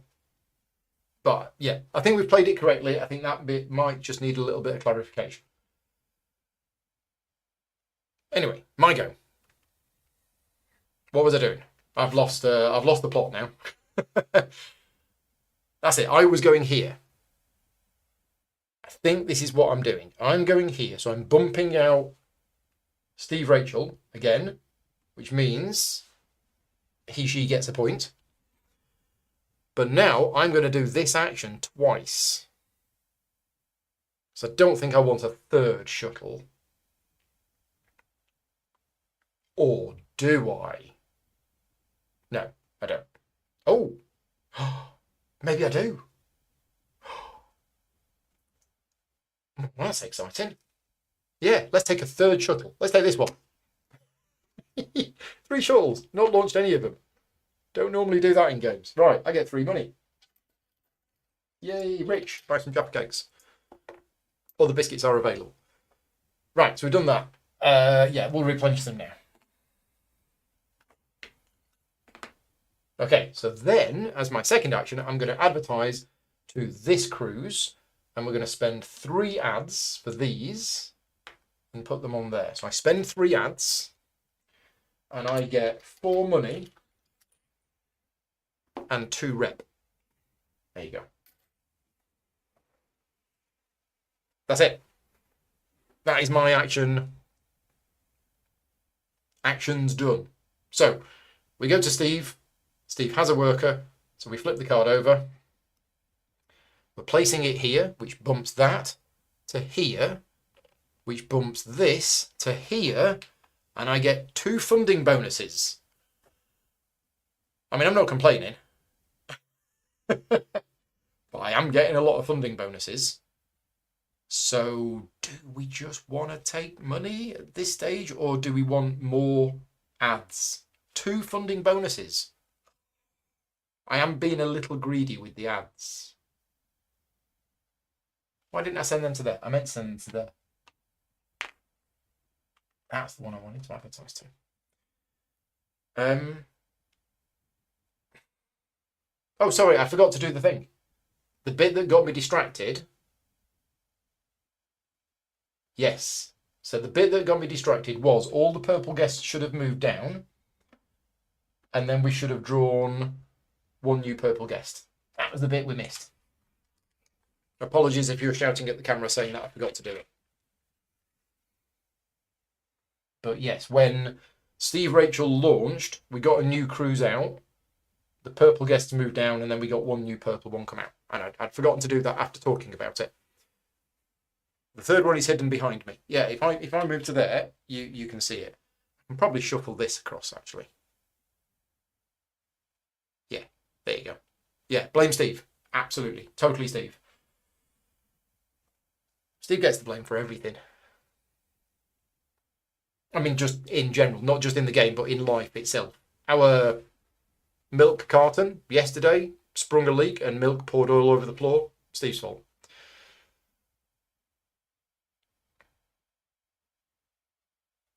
Where am I up to? I've lost track because I've had to do a couple of undos. I think my... Yeah, I've lost track. Where are we?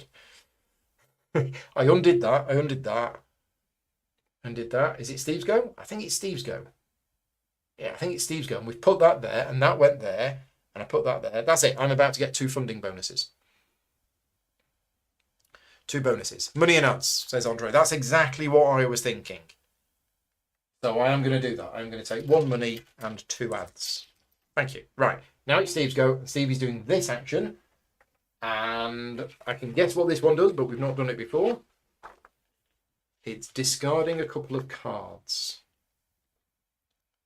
So Steve will use the number system to target an agenda card from the agenda row below it. If there's no card, begin again at the top. Both cards go to the agenda discard pile in the order in which they were targeted. If there are 0 or 1 cards in the column, I guess display, will not take this action. So yeah, it's basically both of those cards, but it's number 3 first.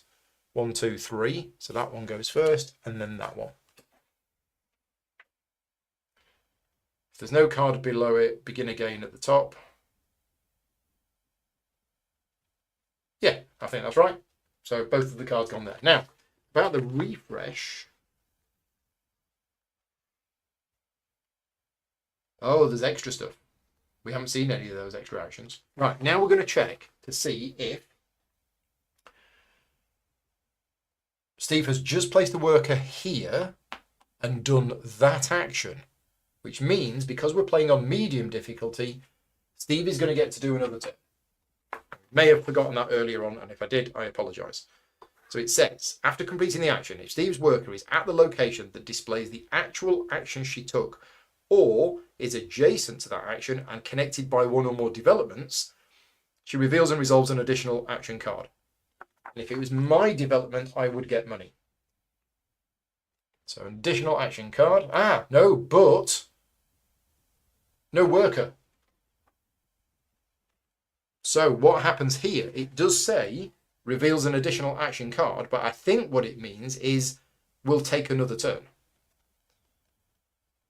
If Rachel does not have available workers, she calls a meeting. Yes. Gaining victory points for each worker recalled based on her VP funding bonus. And in easy and medium mode, her turn is over. In hard mode, she also gets a single action. Okay, so her second go is to call a meeting, return these home, and get 2 points. There we go. Sorted. Yes, she doesn't flip another card because she didn't have a worker. Right, my go. We need to be building segments. That's what we need to be doing. We do have a worker. I also would like to refresh the blueprints because look at that. And I could build another development. Look at that. Oh, I mean, it's all setting it up. I can't not do it when they're all 4 are empty. So we're going to do it. We're going to bump out this NPC worker that bounces to here, then here, then here, then here. And the first action I'm going to do is to refresh this. So I gain a reputation, I gain an ad, I gain a money, and I gain a resource which I throw out the window. And then we get board game cruise, pivot, bulk transaction, and rapid assembly. Okay, that was my first action.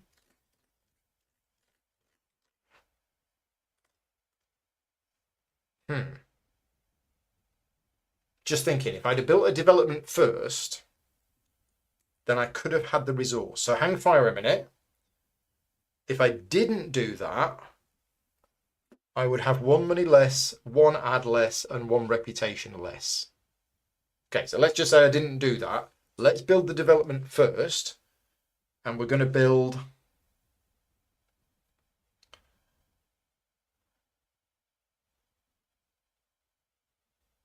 We're going to build this development, which costs 6, and I can spend fuel if I want to. I'm just going to spend 6 money. So 6 money gets me this development on the board, and I'm going to put it here, which gets me a reputation. Right? So that's that done. And then when I do the other action, I get the reputation, the ad, the money, and I can now have the resource. There we go. Steve needs to do his second action. No, I don't think so. Right, hang on a minute. She doesn't need a worker for that second flip. A single worker does both cards. Okay, right, I've misunderstood that completely. It's because I read that, and then I read that. Okay, so we do need a second flip. Right. After completing the action, if Rachel's worker is at the location that displays the actual or an adjacent one, she reveals and resolves an additional action card. Okay, right, apologies. So we'll do that now. So the additional action card is building segments. And I think we know how this works. I think it's number 5 and then the top one. I've done it once. I know, I forgot. First blueprint is one indicated by the number system. The next one is the one below, wrapping around if yeah, okay. So building segments, that one followed by that one. That one goes in there. That ship is now complete. And then that one goes in. And now we need to take another cockpit and engine. So which one is she going to take? Immediately takes a cockpit and engine, again using the same number system, which is number 5. There isn't a number 5, so we go with number 4, which is this one.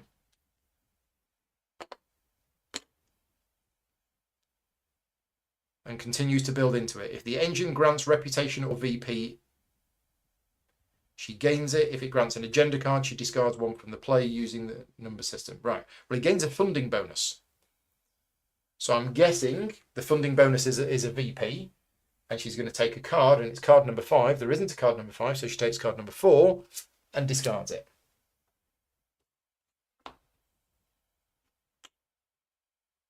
Okay, and that was her second action on her previous turn. So she hasn't called a meeting. Yeah, I got that wrong. Again, this is a learning game. It's going to be rough. But what I did as her second action was I called a meeting thinking that's what she did as a second action, and it wasn't that. So she hasn't called a meeting. I'll tell you what I'm going to do, just for simplicity, I'm going to have her call a meeting on her next turn. Oh, the current ship is in space. Oh, yes, it is, isn't it? Oh, in fact, yeah, so the worker should be here. Oops. So it should only be 1 point for the meeting. Okay, so both of those is what we're saying go into here. Now, that's really interesting because this company goal was for her 6th segment. So I was supposed to have put it on this space here. But actually, it could be that she builds this as her 5th segment. Yeah, okay. I'm just going to leave it here. Once she's built 6 segments, she scores this. I understand that. So yes, we are undoing a few things. It is going to be a little rough. Live playthroughs, first time learning the game as we go along. But I think I'm just getting it slowly. I've totally lost track of whose turn it is. That was fixing what she did on her turn. I think I've had my turn, and I built my development, and I did all of the stuff, and then I did that. And then on her turn, we're calling a meeting because we were saying that this was here. So she hasn't got any workers, so that gets recalled. And she gets 1 point because she's only got 1 funding bonus, not 2. And in easy medium mode, her turn is over. Okay, so yes, I had a turn after the meeting, but the meeting shouldn't have happened. The meeting has now happened, and I'm also calling a meeting. So I get 1, 2, 3... I get 4 funding bonuses. I tell you what, getting another expert worker earlier on is amazing. Now I've got so many ads. So many ads. 4 funding bonuses, eh? Well, I'm going to take 3 money and 2 more ads. 3 money and 2 ads. Okay, right. And now the world is all sorted and we are back to Steve's Go, who has a worker in her break room. So that worker is going to go here. And we're doing that action. That's a new one. That is hiring an expert worker. When Rachel is hiring her first expert, she will only hire an expert that costs less than 7 money. If both experts cost less than 7, she hires the leftmost one first. No, that's going to cost 9. That's going to cost 10. So that's it. She doesn't do that action. Instead, she does the bottom action, which is building a network development. Rachel will build a development in the network, starting with the area indicated by the number system and working clockwise. Area number 4, which is here. Skipping over any area that doesn't grant reputation. If all areas have 1 or more developments, she will begin again with the area indicated by the number system. She builds the developments from a player board top to bottom, left to right. In other words, she builds all of the developments in the first column before moving on to the second one. So she's placing this one here and getting a reputation. That's it. I think we've done it correctly. Huzzah! And she will be calling a meeting on her next turn. Oh, we need to check to see if there's a second action. Is the action that she did adjacent to where she is? Yes, actually, so she's getting to do a second action. I think I've got this right. That was there, and she did that action, and because that action exists here, we're doing a second action with the same worker. Hiring an expert worker. No. And then building another development. Right, now at this point, all of the areas are full. So we're taking this one and we're starting again with the numbering system, which is 6, which is here, can't be here. She's already there. Working clockwise until she reaches an area. Yeah, so it goes here. There you go. I think that's right.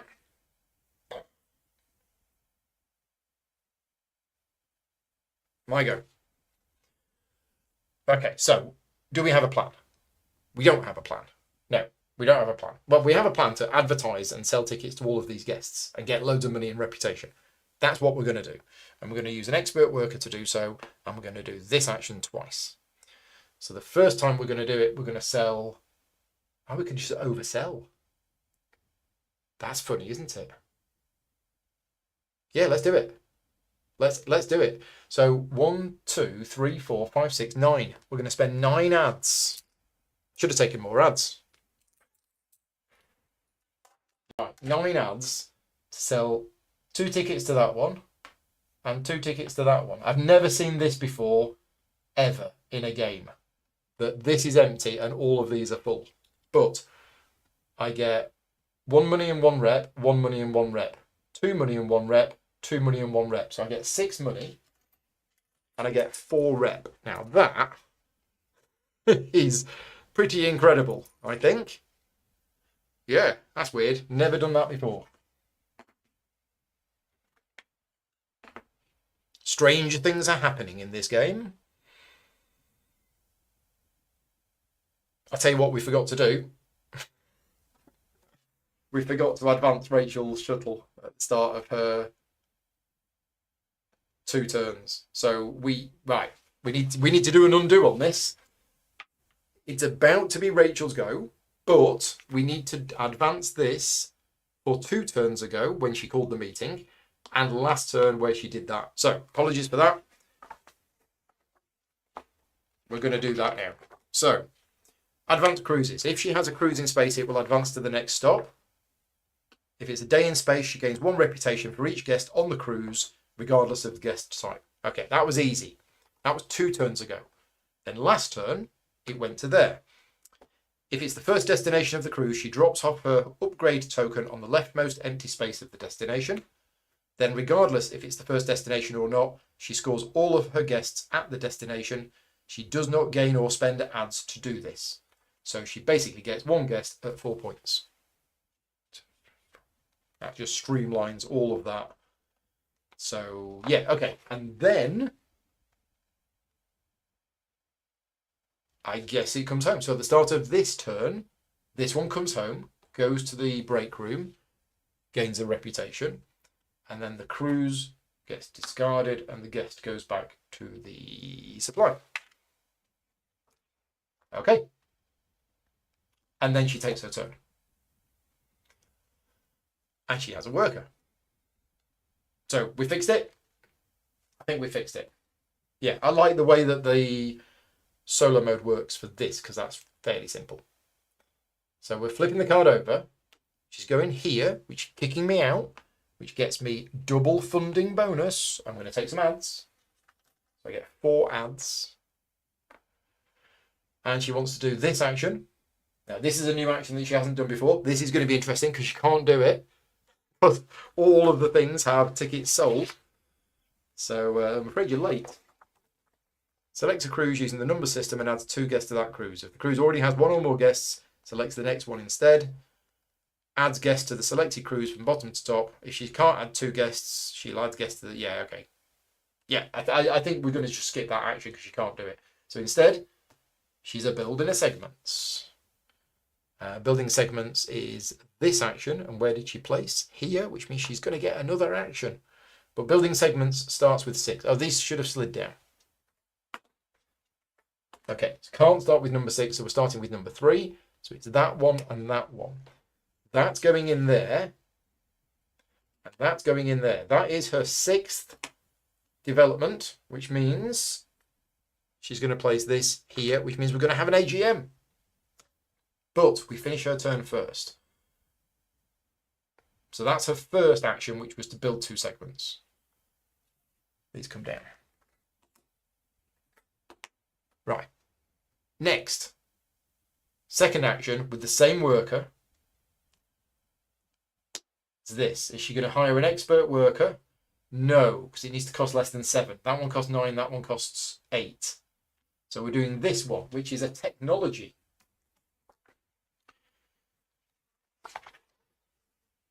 Build a technological development. Rachel will build a development under a technology, starting with the area indicated by the number system and working from left to right. So 3, technology number 3.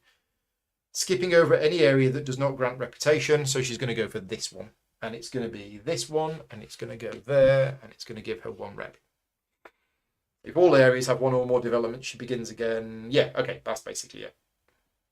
Cool, sorted. Is that her turn done? Yes, she had 2 actions. Because her first action was that, and she placed there, which was adjacent to that, using her own development, so she didn't have to pay for it. Okay, right. Then we do an AGM. So at the end of the first AGM, well, we do the AGM, and basically you're going to score points. So I have 2 wings and 1 cube, so I get 2 points. Rachel has 2 wings, 2 cubes, 4 points. 1, 2, 3, 4. Except I've got the highest reputation. So I was treated as having 1 extra cube, so it's an extra 2 points. Then what we do is, that would normally be it, but because we're playing the 2-player rules, this is where we do stuff. So replace 1 NPC worker with 1 NPC expert worker. Replace the NPC worker closest to the top middle location. It's that one. So that one gets replaced by an expert worker. And expert workers work in a slightly different way, which I can't quite remember. They function the same as NPC workers, except when bumped, they skip over empty locations unless there is no other possible location. And then we build NPC developments. So the NPC player comes along and does some developments. Shuffle the remaining unused technology tiles. There's only 3 of them. We'll have this one. And then we look in the solo section, and that's where it's building development. So 1 there, 1 there, and 1 there. I think that's it. Really nice, simple 2-player rules. Covering reputation icon. If possible, return the technology tile to the box. Yeah, I think that's it. Charlie's saying when you played it the other day, you forgot to do that bit. Well, there we go. That bit is done. And that was at the end of Steve's go. Have we done all of the resets? Yes. Has my headache gone? No.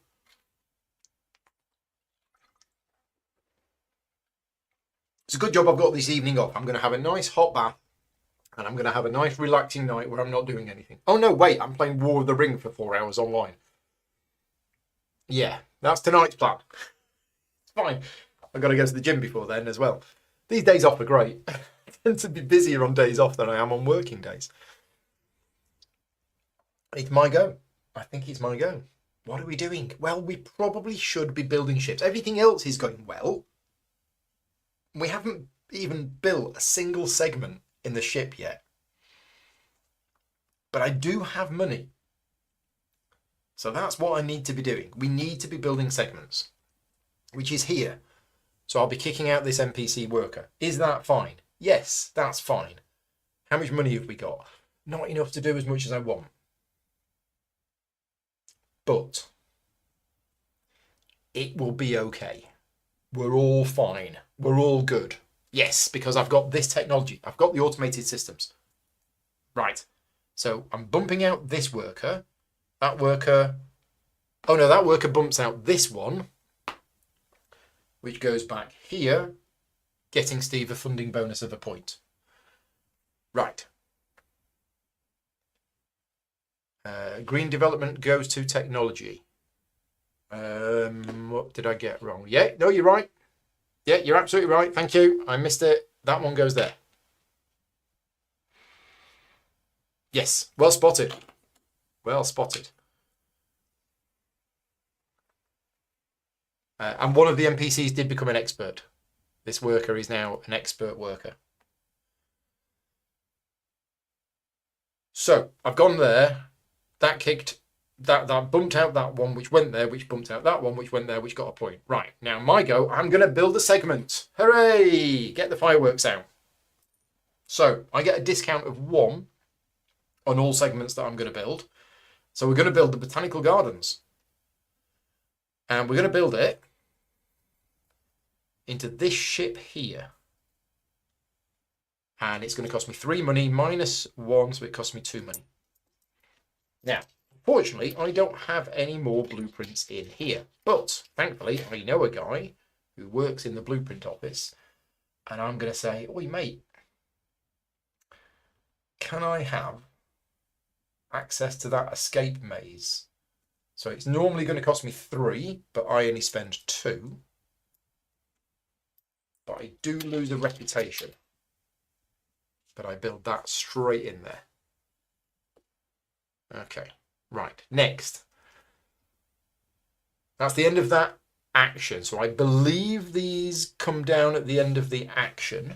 And then I can do the action again if I want to.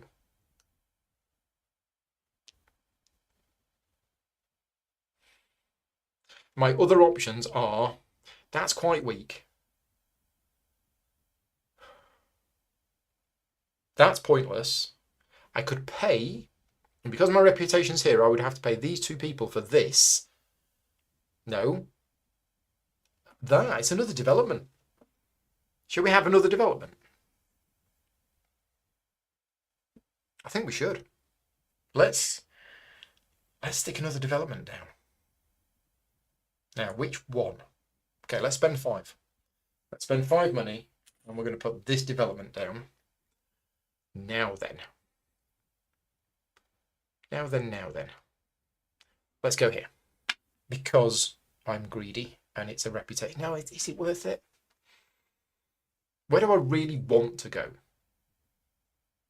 Oh, and I'll tell you what, when I called a meeting, I completely forgot to do an action. I'm owed an action.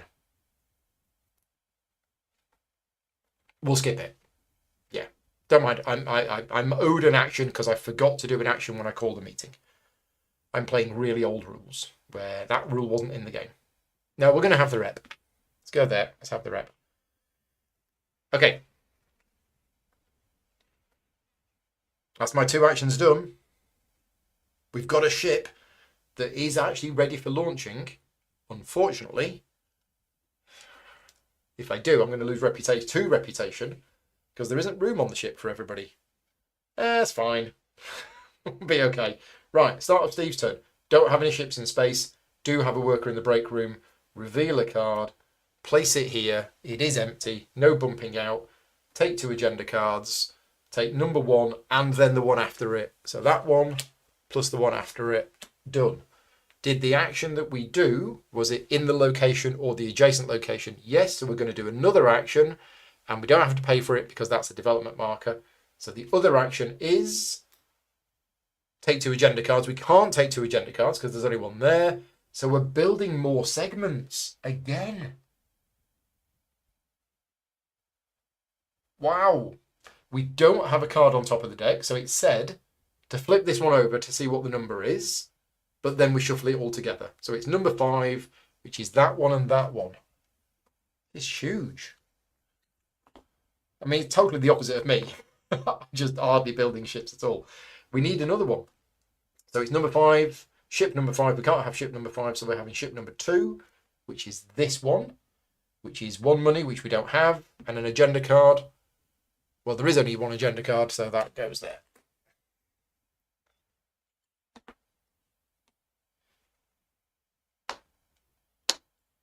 Okay, I think that's right. I think we've done it correctly. And then we shuffle all of this together.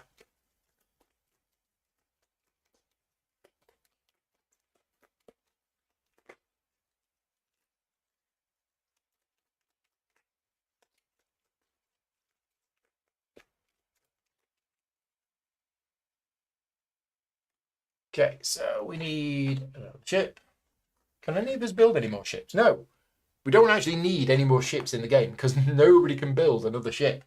Both players have got 3 ships out, which is somewhat unusual. Okie dokie. Right, so is it my go? Yes, it's my go. What are we going to do? We could launch, but I will lose some reputation. So I'm tempted to build some more segments, especially now that these have come down. But do we want to take them and then build them?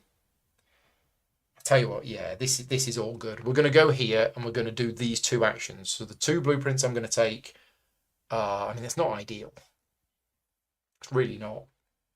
The board game convention is better. And I can just about afford it. So we're going to take that one. And I think we're going to have to take the dining deck. Oh, why did I build that there? I'm going to change my mind on that. I didn't want to build that there. I'm going to build that there.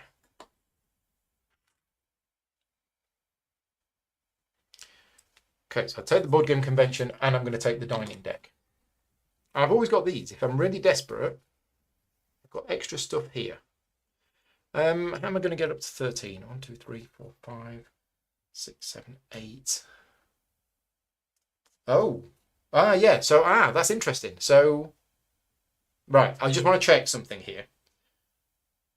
I think I'm going to take these 2. But here's the thing I want to check. You know, earlier on when I was reading the rules about the company goals, and the rule book says that when Steve accomplishes one of her company goals, you remove the corresponding cube from here. But I don't know which is related to which, and I don't think it matters which cube you remove from here because every single cube removes a wing. Okay, but my question is, does this move? Do these wedges move when the bot, Rachel, Steve, or whatever you want to call them, accomplishes one of their goals? Do the wedges move? I don't remember seeing anything that said the wedges move, but if they don't, it corresponds to the base targets. Yeah. What do we mean by base targets? I mean, that one was building segments, which is segments. That's that one. This one is to do with launching ships, which is this one. And this one is to do with developments, but which one's that one? So I'm not sure what you mean by base targets. The ones from goal tile 1. Okay. Does it say that anywhere? What have I missed? So goal tile 1. Well, that's developments, segments, and yeah, they don't kind of match. Apart from that's development, segments, and ships. Maybe it's just 1, 2, 3. And that's 1, 2, 3. But the question is, do the wedges move? That's the bit that I'm trying to find out whether the wedges move or not. So let's just see what it says. Each of her goals corresponds to your company goals. Okay, yeah, it does say. So the one for building developments is goal number 1. The one for building segments was goal number 2. And the one for ships was goal number 3. It says that in here. It is in here. Whenever she completes a company goal, she removes her cube from above the corresponding goal and places it on the progress track, and the corresponding company goal track advances. Yes, they do move. So unfortunately, that one for segments has gone up to 16. Now, what that means is I'm going to need to try and get to 16 in total with all of my ships. Right, so if I buy these two, that's going to be 6, 7, 8, 9, 10, 11. That's going to be quite hard to do. So I'm not going to take the dining deck. I'm going to take the tea room instead. Okay, so they're the 2 blueprints that I've taken, and that's that action done. This is such a Euro game, puzzle game, this. This is what I like about it. It's just the trying to work out how to do everything and the best way to do everything, and the just, yeah, putting it all together. It's very satisfying when it goes well. If it goes well. My second action. So I could do that again. But in order for me to try and meet this company goal, I'm going to have not cheap segments, basically. So I could do it again. Or we could throw this away. Let's throw this away. I'm going to throw this agenda card away, and we're going to refill the fuel up to 5, which gets me a rep and gets me 5 money. That's what I'm doing. Oh, move her cube. Yes, there you go. Okay, right. So I've had my 2 actions. Nothing happens at the end of my turn. It is Steve Rachel's go. Steve Rachel does not have any workers here, so she calls a meeting. 2 people come back. That's 2 points, because she hasn't upgraded that yet. And because we're playing on medium difficulty, that's it. She just returns her workers, and nothing else happens. But if we were playing on hard difficulty, then I believe she would then get to do an action, and we'd flip it over. Yes. In fact, all the iconography's on here. I've just realised it. She completes a company goal, the wedge moves up. Yeah, it's all on there. It's all really good. The iconography is fantastic. But that's it. She called a meeting, and that was her turn over. So my go. Well, I want to build some more development, and I can, because I've got this. Yes. Do I have enough money? Yes. Right. We're cooking. We're going to go here. I'm going to build 2 developments. And we're going to build the board game convention and the tea room, both of which are a discount of 1. So that's going to cost me 3, and that's going to cost me 1. So I spend 4 money. I've still got money left, right? And we're going to build them both into here. And now we do have room for those guests. Right. Huzzah. What am I going to do as my second action?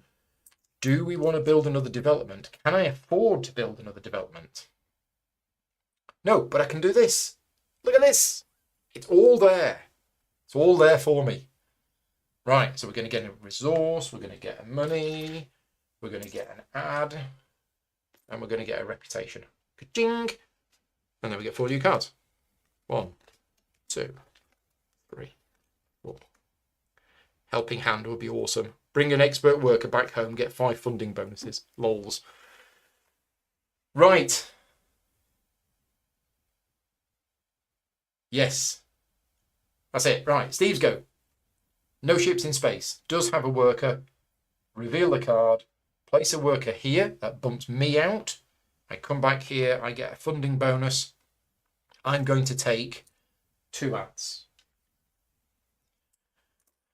Then Steve's going to do this action to take 2 agenda cards, starting with card number 3. So card number 3, and then card number 4. Then where did she place? She placed there. Was that action there or adjacent? Yes, and she has a development, so she doesn't pay. So she's getting to do a second action, which is to build 2 segments. Well, she's only going to build 1 segment. Segment number 6, there aren't 6 segments, so we build segment number 1. That goes in there. And we have 3 full ships all ready to go. Wow, look at that. Okay, I think that's her go. She had her 2 actions. Finished. Right, my go. Are we launching? Are we actually going to launch? I mean, we've got the fuel. We've got the oxygen. We've got the food. We've got the ship. We actually do have everything in place to launch. So we're launching. That's what we're doing. We're launching with this one. So T-5. Take the cruise. Put it above the ship. Yes, you can just about see it. We're going to have to slide these down a tiny little smidgen bit. Okay. Then cruise consultant goes back. Next, guests go on. So these are the guests. And there is space for them, so I don't lose any reputation. Right, T-4. I put a progress cube into the track. And if you add a cube to the progress area, gain 5 money as a performance bonus. Well done, Paul. Congratulations. Only took you a year and a half to launch a ship, but, you know, you've got there. T-3. We need 3 food, because we have 2 guests and a pilot. We need 3 oxygen because we have 3 segments, and we need 4 fuel. We could, if we wanted to, give 1 money to this player to save 1 food by using their nutrition compactor. But I don't think I'm going to. I think I'm okay with that. Yeah, that's fine. That's fine. I'm tempted, though, to start using the flight target indicator, because that's going to zip this through really, really quickly. Oh, I just need the fuel. Yeah, anyway. T-2, we're going to flip the cockpit over and we're going to score 4 points for each ship that has launched, including the current one. So I get 4 points. T-1, we're going to place this token on here, and then T-0, that becomes the pilot, and we replenish this. So we get a new cruise. Where's the cruises? Here. Okay, so all of the orange and all of the families move down. Yeah, there isn't any. And then we get a new orange and a new family. There you go. Rachel Steve does not get any of the benefit from the upgrades.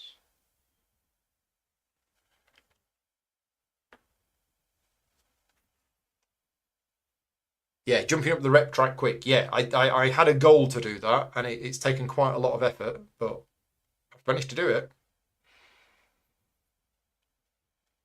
Does Rachel Stroke Steve get upgrades so she could build 4 ships with 4 segments? Oh, you mean these?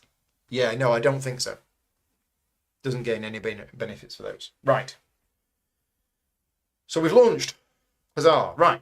Just a quick reminder, now that we've launched, we are going to celebrate, but I am doing a giveaway. So right now, I'm doing a charity fundraiser to raise money for Cancer Research UK, and we're giving away a copy of Galactic Cruise, which is actually the full all-in pledge with everything in there. I don't think it's got the playmat, but otherwise it's the base game with all of the expansions and everything else. And it's all in memory of Steve Jones, who was a backer of the game and sadly passed away in January of this year. There is a link to the donation page in the description of this video.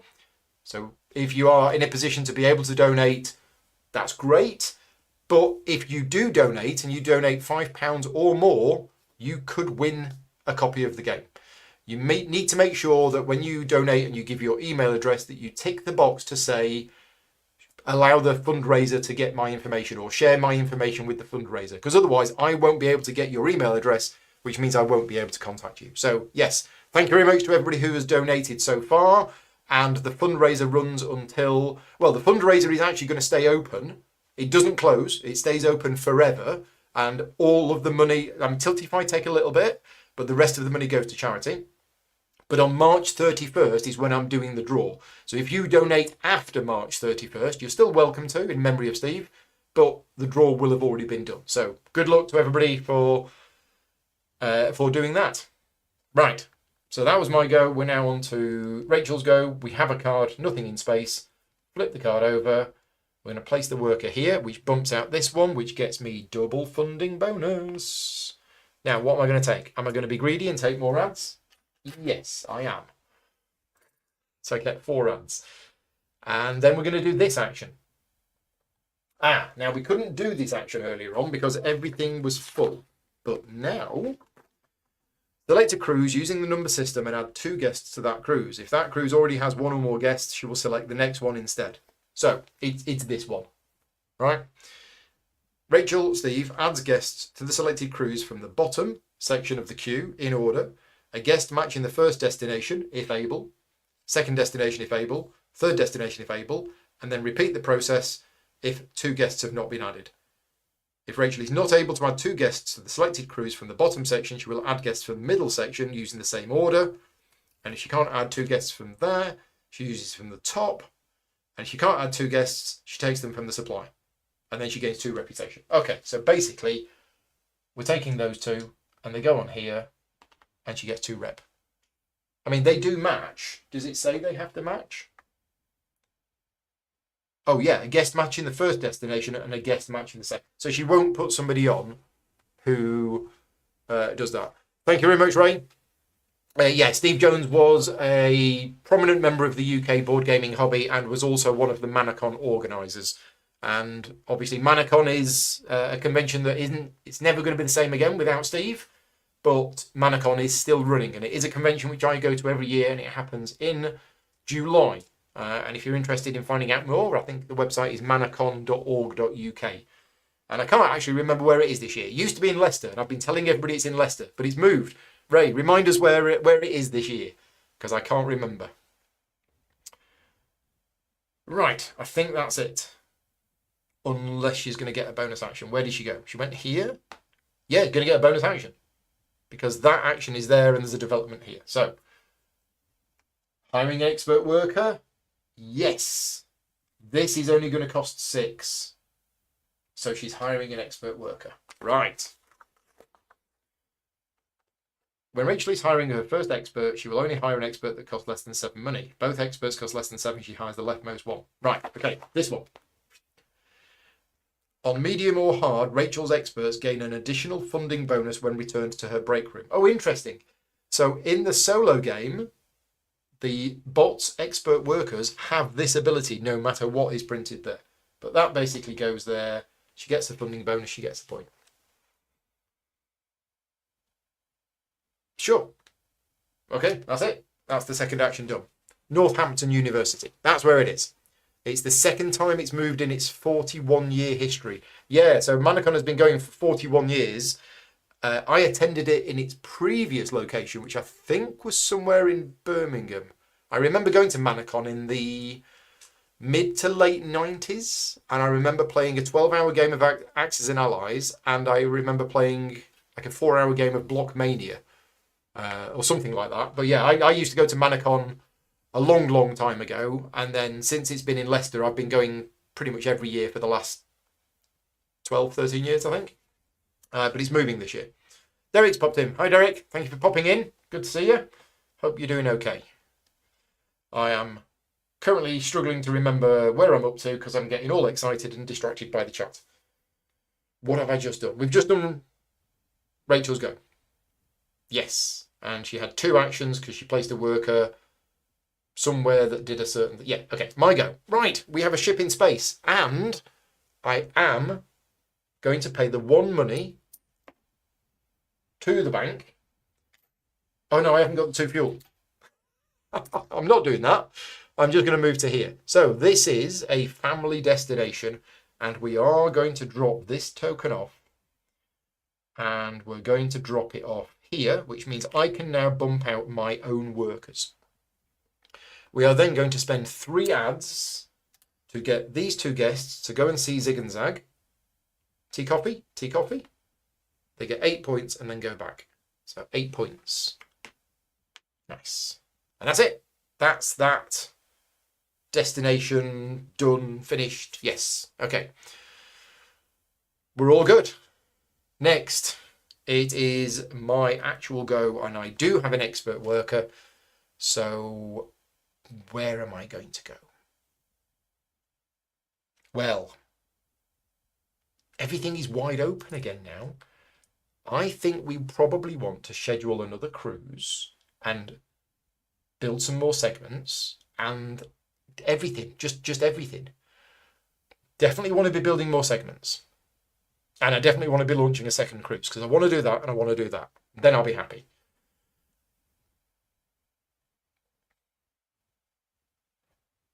Yeah. Okay, so.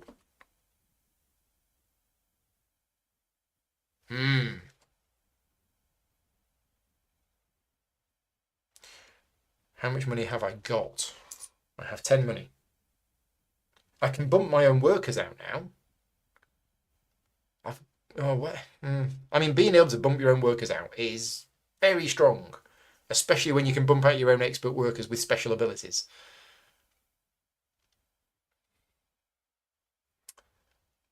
If I go there, I can't actually do 2 different actions. Because I can't do that, I can't do that, I can't do that. I'd only be able to do that one. That seems a little weak.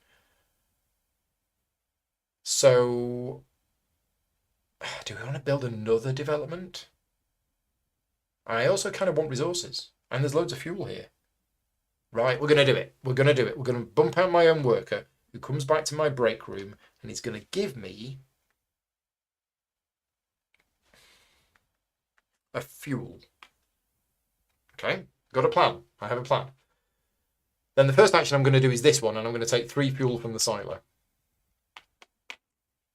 Right. Then, so that's that action done. Then, is it development or segments? Development or segments? Daddy or chips? Let's build the development. So this development here is actually going to cost me 6. I have 6. Derek is asking, is it similar to Kanban EV? No. No, I don't think so. It looks similar because it's E&O Tools, graphic design and artwork. And it has workers. But I don't think it is. So we're going to build this one. Now then. This is really interesting because my reputation is almost at the point where I can use everybody else's developments for free. So the only advantage to getting these on the board is really for the end game points and the extra storage capacity.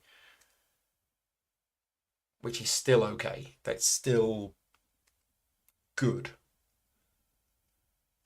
And because the neutral player doesn't have, because the doing player doesn't have any money as such, me paying her or the bank doesn't make any difference.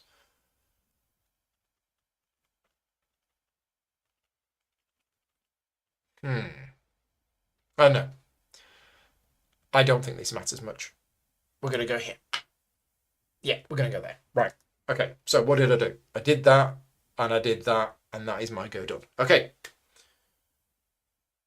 Over to Steve's turn. Steve has no workers on the board, so... Hang on. No, I've done it wrong. That expert worker should be there.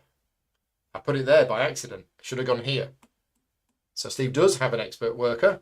So that probably should have been placed before the other one. Never mind. Doesn't matter. So we're going to reveal. And the worker is going to go here. Which moves that one to here. And then, so the situation has happened again. We're going to launch. Do we have a ship of size 3? Yes, we do. In fact, we have 3 ships of size 3. So which one are we going to use? It says a ship that hasn't been launched. Next criteria, a ship that will score the most points. So that's 5, 6, 7, 8, 9, 10. This one is 3, 6. This is 9. So it's going to be this ship.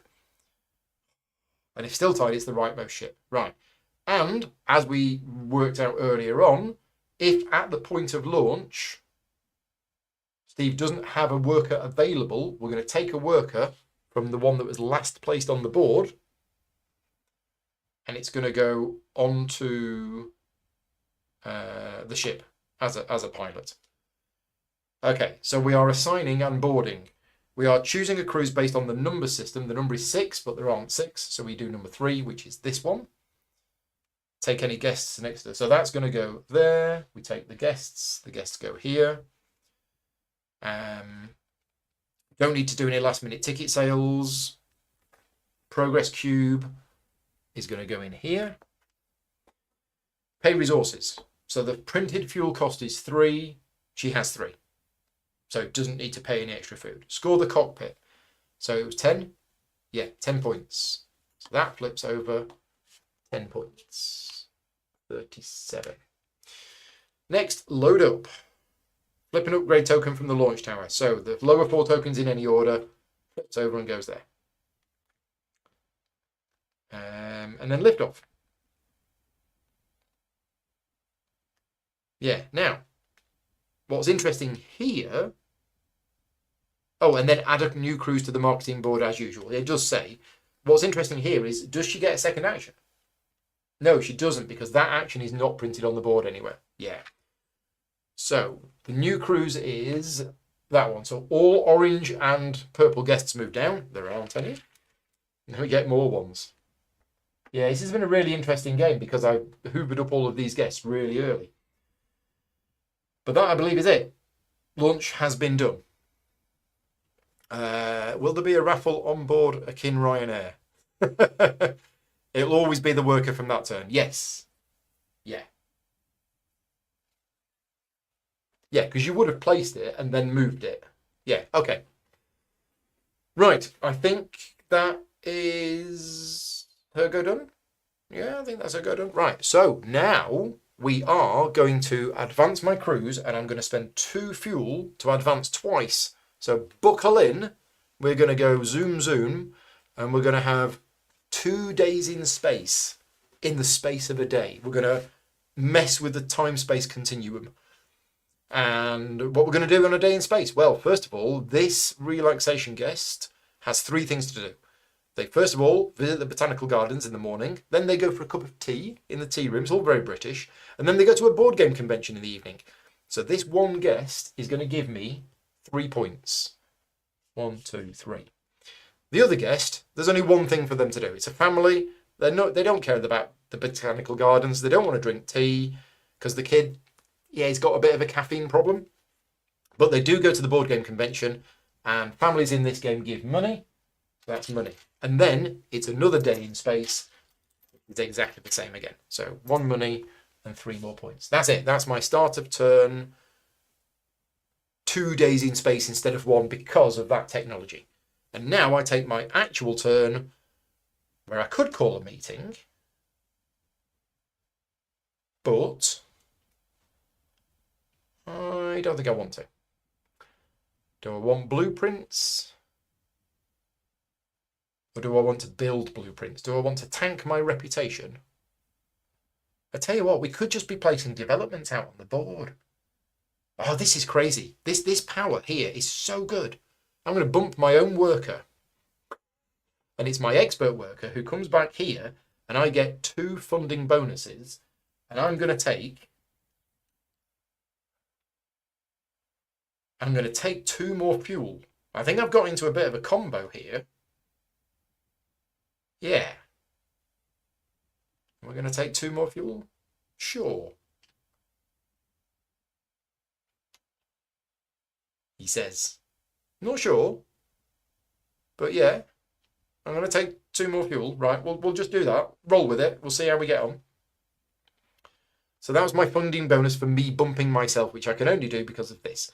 Then I'm going to do 2 actions. The first action I'm going to do is this, which is to build a development. And the development I'm going to build is this one.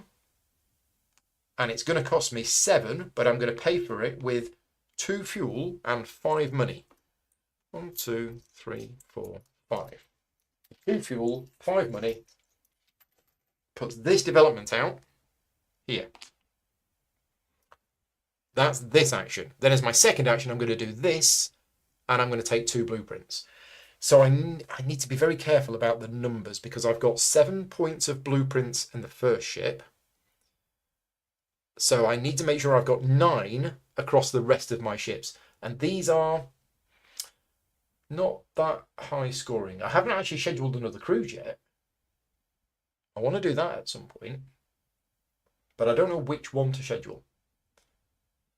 And I apologise for any Americans watching who laugh every time I say the word schedule.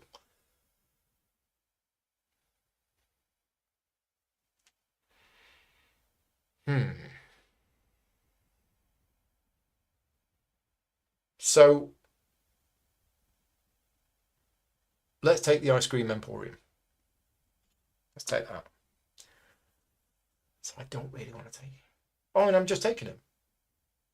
Yeah, I was thinking these ones are more expensive, but that's only if you do an emergency build. Taking them is free. So sure, let's take the zero gravity deck. Right. Okay. We're done. Oh, now the casino comes out. And the space cards. I'm going to put these...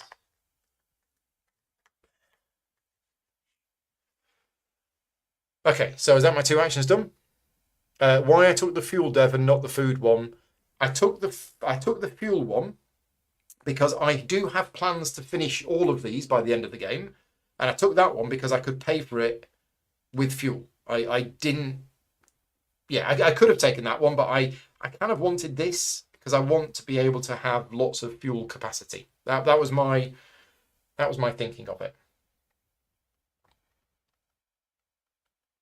Right, I think my go is done. So we start on Steve's turn, and we advance this, and we have a day in space. And I can't quite remember what happens on a day in space. I think it's really easy, but I can't remember it. It is day in space, 1 reputation for each guest. There you go, easy. 1 reputation for each guest. Done.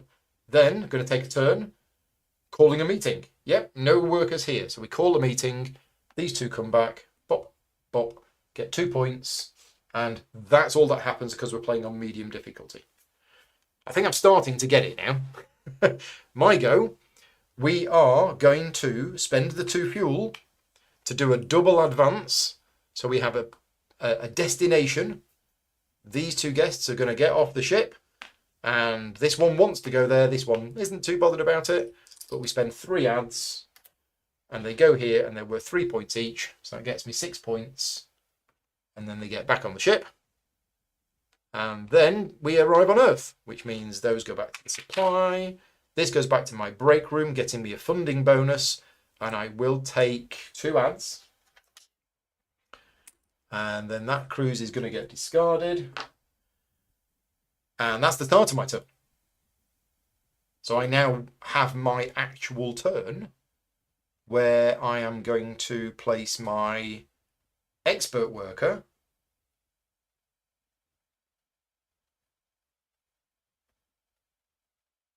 here. And we are going to advertise at a cost of, it's cheaper, so it's 2 ads each. So I spend 4 ads, 1, 2, 3, 4, to advertise these 2 guests to here. So that gets me 4 money and 2 rep. 2, 3, 4, and 2 rep. Okay. And then, as my second action, I am going to do this action. I am going to schedule or schedule, whichever you prefer. Now then, this is interesting. I'm going to need a huge amount of ads for this. I'm going to need 1, 2, 3, 4, 5, 6, 7, 8, 9, 10. I'm going to need 10, but it's going to get me approximately 1 zillion points.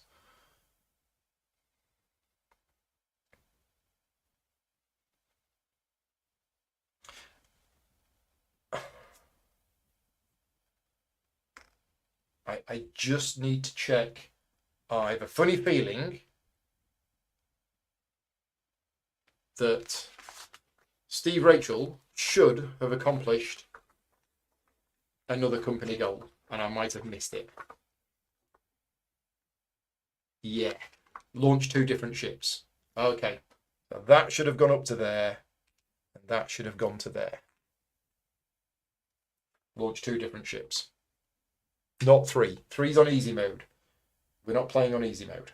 Okay, so 1 more cube, and that's going to trigger the second AGM. Anyway, which one of these do I want?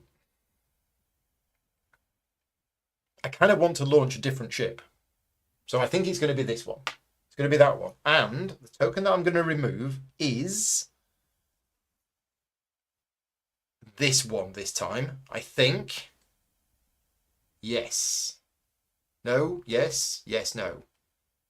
It's this one. I'm going to get 4 resources. So I'm going to take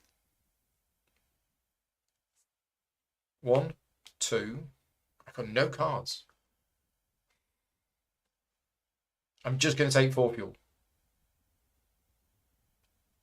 No, I'm going to take 3 fuel and an oxygen. Yeah, 3 fuel and an oxygen is what I've taken for that, for scheduling that cruise. Right, okay, we're done. What's this? 2 money per meeple. Oh, for this. No, it's per... See, if you check out the lines and also check out my how to play video, it's for each guest. Each guest that you put on will give you 1 money per destination, and if the guest matches, you will get 1 money per destination for each guest, and 1 reputation if there is a destination that matches. If that's what you mean by that.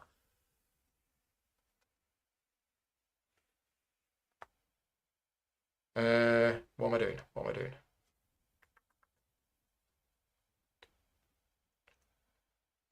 Again, I've lost track of where I am. I was doing that. That was it. I did that. Yeah, I did that. And I sold the 2 tickets to this one.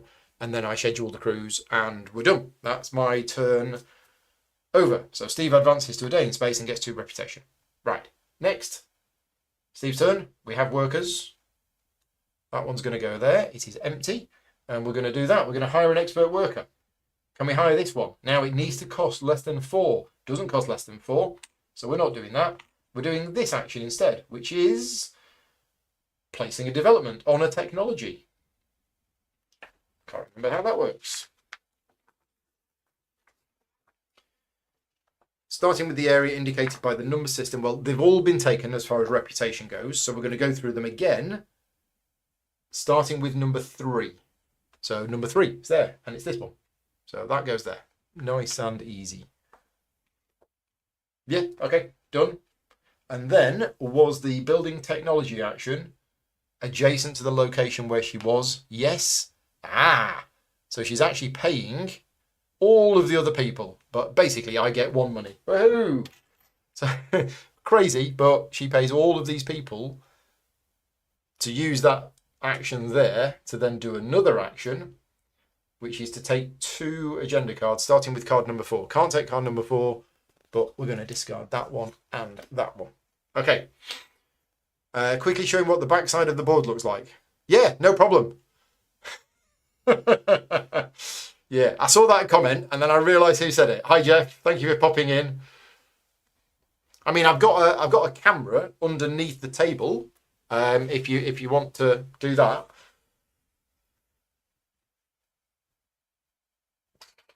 Right, where were we up to? That was her go. I think that's Rachel done. We advanced this. We flipped a card. Rachel got to do 2 actions. Yes, okay, we're good. It's my go.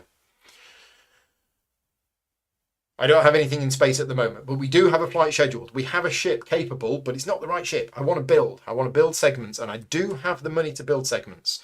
And we do have a worker. Where is the building segments action? It's there. It's open. But I might just kick my own worker out because then I get a bonus. It's a bit crazy. But yeah, I think we're going to do that. We are absolutely going to do it. I'm going to kick out my own worker who comes back here. I get a funding bonus. I'm going to take oxygen. And then we're going to build 2 segments. And I've got these 2 segments. They're both going to cost 2, but I get a discount because of my automated systems. So it costs me 1 each.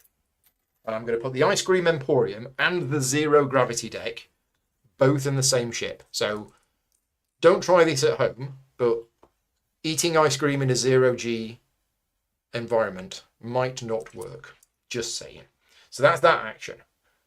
Then, oh, look at that. Look at that. But I need this. I need the resources. So I'm going to do this action, and we're going to take 2 food from there, and we're going to take an oxygen from there. Yep. Okay. I think that's it. I took my turn. Here. Steve's ship moves to there. That moves to there. And I can't remember how this works. Oh, it's the guests. The guests come off and doesn't spend any ads and gets 8 points.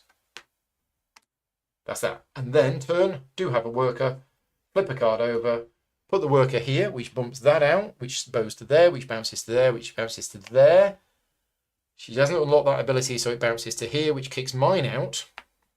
So this comes back here for a funding bonus. I will take 2 ads.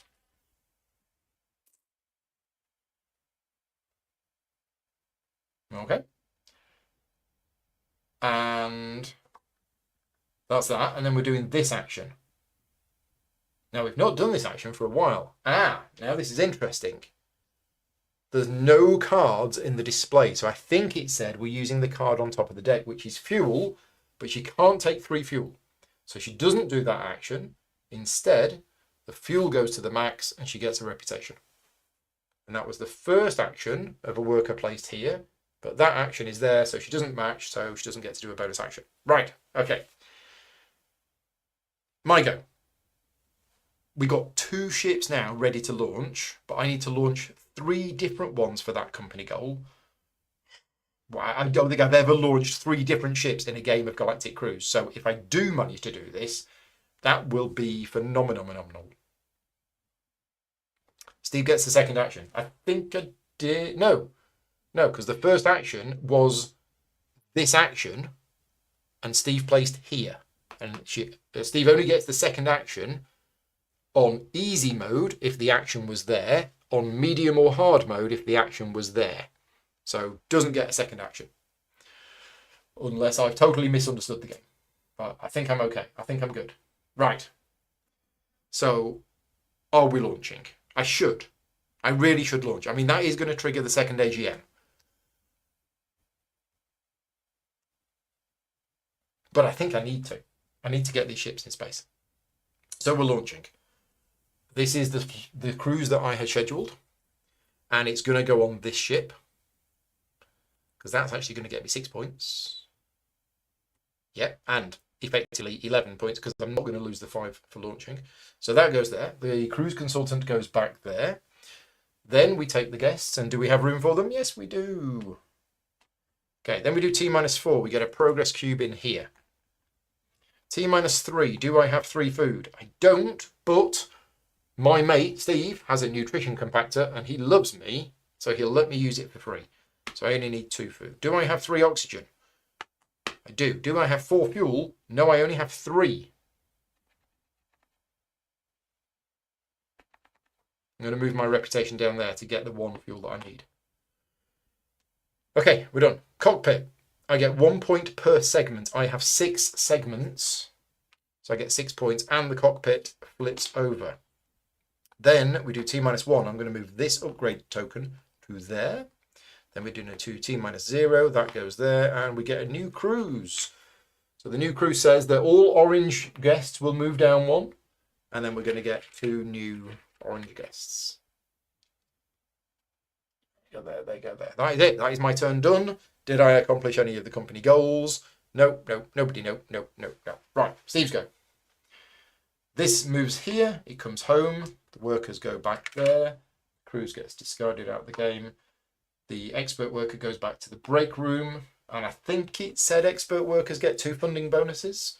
So 2 funding bonuses. Just going to have to move. Might as well put this here now because we're not going to be building any more ships. I mean, I might if I unlock that ability, but I probably won't. And, oh, sorry, it goes there. It goes there. So, and then Steve takes the turn. because it has a worker. Yeah, better get the third built. Yeah, I know. So we're going here, and we're taking 2 agenda cards. There are no agenda cards, so we can't do that action. So we do this action instead, which is to take blueprints. And we're taking blueprint number 5 and blueprint number 1. Now, I don't know if we can do that either because, yeah, our ships are full. So we're in the situation where we can't do any of the actions on a card. And I think it said, if you're in that situation, you flip another card. If Rachel cannot perform either action, discard the card and draw the next card instead. Okay, so leave the card on the discard pile and then draw the next card instead. That's what it means by discard the card.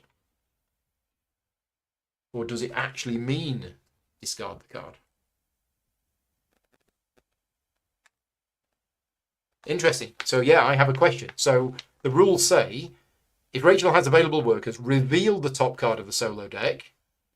Da-da-da-da-da-da-da. If the revealed card is this, after doing this, after completing the action, yada, yada, yada. So when it says, if Rachel cannot perform either action, discard the card, does it mean remove that card from the game? Or does it just mean leave it on the discard pile? You're absolutely right, Kevin. I forgot about the AGM. Thank you very much. We'll do the AGM quickly. I've got effectively 3 cubes and 2 things, so I get 6 points. Steve's got 2 cubes and 6 points. Then the other NPC worker gets upgraded. And these 3 come on the board. That's it. Okay, I forgot the AGM. Brandon saying can't remember it happening. No, that's the AGM. So yeah, my question here is, what happens to this card? I'm going to say it stays on the discard pile. We just ignore that card, and we're going to reveal a different one. Sorry, we're going to ignore that card, and we're going to reveal a different one instead. So resources. Can we take resources? Well, starting with no. Can we take 3 fuel? We can. Because there's no cards here, so we're looking at that icon there, and we're going to take 3 of them. And we were able to do that. This is the first action. Which worker did we place this round? We placed that one, and that is the action from this place, which means we do get a second action. Hiring an expert worker. Is it going to cost less than 4? No. So we're going to place a development, which is going to be this one, which is this one. And it's going to go, I can't remember where it's going to go. It's the number system. So number 1, which is here, can't go there, so it goes here. All company goals have been done by Steve. Well done, mate. I think that's it. 2 actions done. My go. Now, I don't have the 2 fuel to use the flight target indicator, and I don't want to lose all of that reputation. So we're just going to go here, and we're going to drop this off.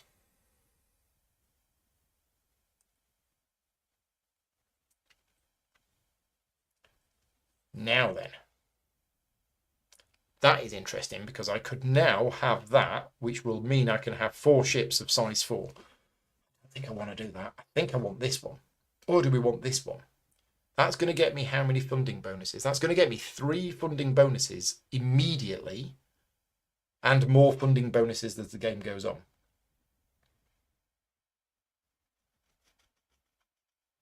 No, I'm going to go for that one. I'm going to use this tile and I'm going to build a development at a discount of 4.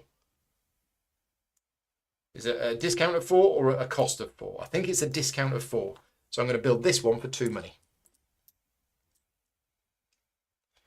And it's going to go, again, at this stage, it doesn't matter because I'm paying other people for development. So I'm just literally just spreading out wherever I can.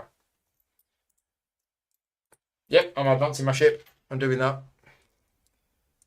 But that's it. I've advanced the ship. We've landed at that destination. I've put that there. I've done that. And now we're spending 3 ads for these 2 to go on this excursion. So 1, 2, 3. I'm going to need more ads. I'm going to need a lot more ads. But I get 8 points. Have I caught up? I have caught up. Finally, I've managed to catch up. Huzzah! Right, that's the start of my turn done. Next.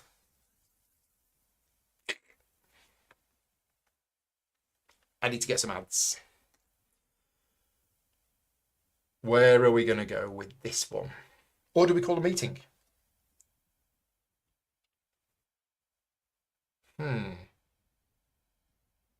Very interesting.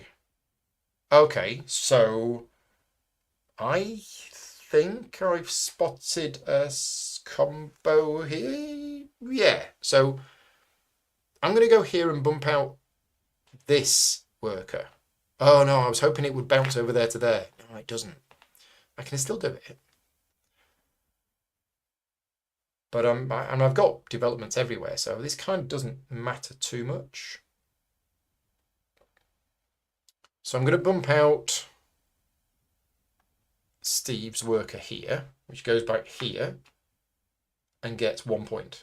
Well, I was caught up on points for a short while. But now what I'm going to do is I'm actually going to do this action, and we are going to gain all of these bonuses. So I'm going to have a resource, which is a fuel.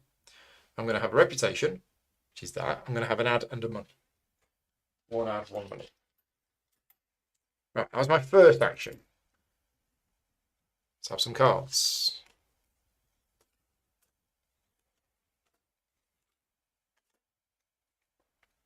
My second action, where did I place? I placed here. So which of these do I want to do? I think I'm going to do this. I think I'm going to take 2 more blueprints. Oh, yeah, because I need the blueprints for that and that. So how many have we got? We've got 3, 4, 5, 6, 7, 8, 9, 10, 11, 12, 13. So I only need 3 points more of blueprints, and I've done that.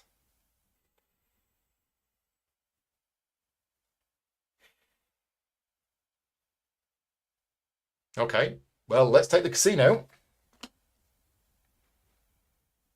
And that's orange. Let's take the dive deck. So I have taken 2 blueprints. Okay.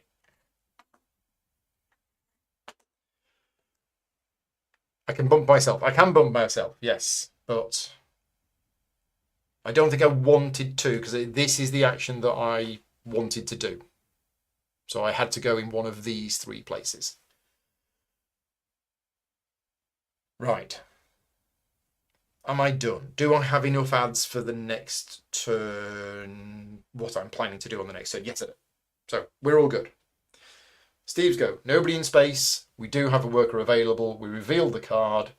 And it is... Are we going to launch if we have a ship of size 2? We do have a ship of size 2. So it's going to be this ship that launches, because that is the only one that hasn't yet launched. So let's go through the launching process again. I will get the hang of, honestly. Choose a cruise. Done. Place a progress cube. Uh-oh. Uh-oh. Game's almost over. Gulp. Pay resources. Oh, no. Assign cruise. Based on the number system. So the number system is number 2. Cruise number 2. This one. So takes that one, puts it here. Does she have a capacity for fuel? Yes. Score the cockpit. 3, 4, 5, 6, 7, 8, 9. 9 points. Putting her up 65. Load up. Okay. And then lift off. So it's the worker that was placed, which was...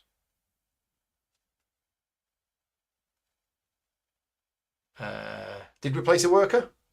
I don't think we did. No, I think I forgot to place a worker. So I think it's there. Yeah. Yeah, because you reveal the card and then look at what's on the back. So that's it. So we should have revealed the card. I did the whole launch thing first because I got too excited. But the card is that. So we're placing the worker here. Effectively, that is like that, but then we're going to shuffle it all together. Yeah, I didn't place a worker. I thought so. So we place a worker here, which bumps that out, which moves to here, which bumps me out. And I come back here and I get a funding bonus, and I'm going to take... Well, at this stage in the game, I'm going to take money. Right, and then we do the launch, which is moving the worker that was placed here onto here. Yes, okay, got it. And we've done all of that and all of that, and then we get a new cruise comes out, and the orange people move down. And then 2 people got on, so 2 people arrive in the queue. Okay, right, and that is it. That is all Steve gets to do. I mean, that's enough. But my go, I don't have the 2 fuel. I could advance there. Oh, is it worth it? It probably is. Okay, I'm going to do it. I'm going to lose a reputation to gain a fuel. Then I'm going to use my flight target indicator to move advance 2 spaces. The first space is a family destination here, which is worth 4 points. I spend 3 ads for these 2 to get off, go see Zig and Zag. And that gets me 8 points. Then they get back on the ship. And then we go here, we have a day in space. Now, this orange person goes to the escape maze and then the 0 gravity deck. I effectively get 4 of these. No, 2 of these. 1 person, 2 things to do. I get 2 resources. So I'm going to have the fuel. And then I've got a family. The family lights going to the ice cream emporium, and families give money. Right, that is my flight phase thing done. Next, it's my turn, and we are close to the end of the game here. I need to get a cube up there. We need to launch. We need to launch again. Oh, I need to build. I need to do so many things. Right, okay, so if I build, that's actually going to trigger the end of the game because I will complete this company goal. Am I happy about that? I mean, I'm ambivalent about that. We're going to do it. What are we doing? We're building. Building is here. So I can bump myself. Oh, yeah, I can bump myself out here to go here and get 2 funding bonuses. So the funding bonuses I'm going to get are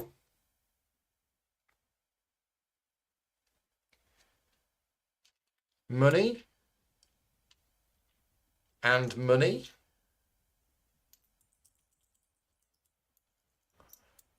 I don't think I'm going to be able to launch another one, am I?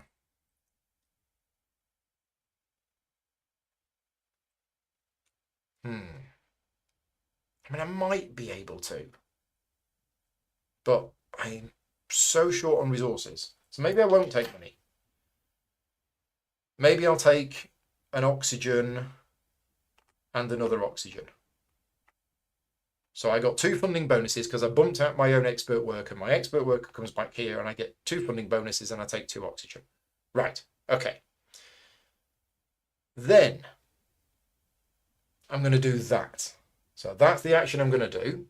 I'm going to take this cruise consultant and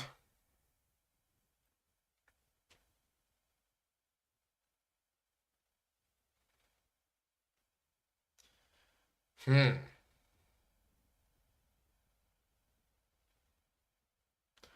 going to go here.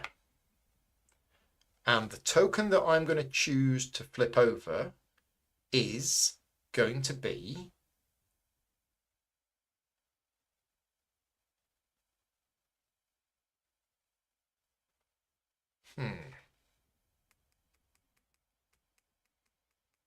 No, I think I'm going to do this one. Yeah, I'm going to do that one. So what are we going to flip over?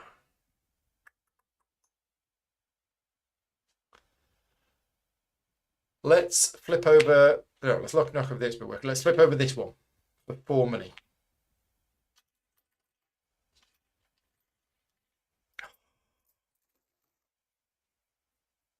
Okay, right.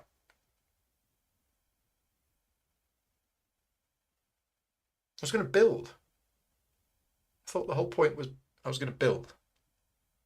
Then for some reason I decided not to. Okay, right. Whatever. I lost track of what I was doing. So I went here. I've done that action. The next action I'm going to do. Oh no, I could do build because I don't pay anybody, so I could borrow these developments to build. Yeah, sure. Let's do it. I'm going to build these two. The total cost is 7, but I get a discount of 1 on each, so it costs me 5 money. 1, 2, 3, 4, 5 money. And we're going to put these 2 segments into this ship, which is never going to launch. Well, maybe it will.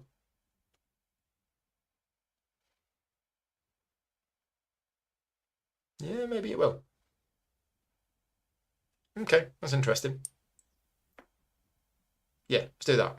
So I went there, I did that action, and I did that action, and then I now claim this company goal, because I have, I believe, 2, 4, 5, 6, 7, 8, 9, 10, 11, 12, plus 6 is 18. I have met this company goal. Huzzah! That goes up to there.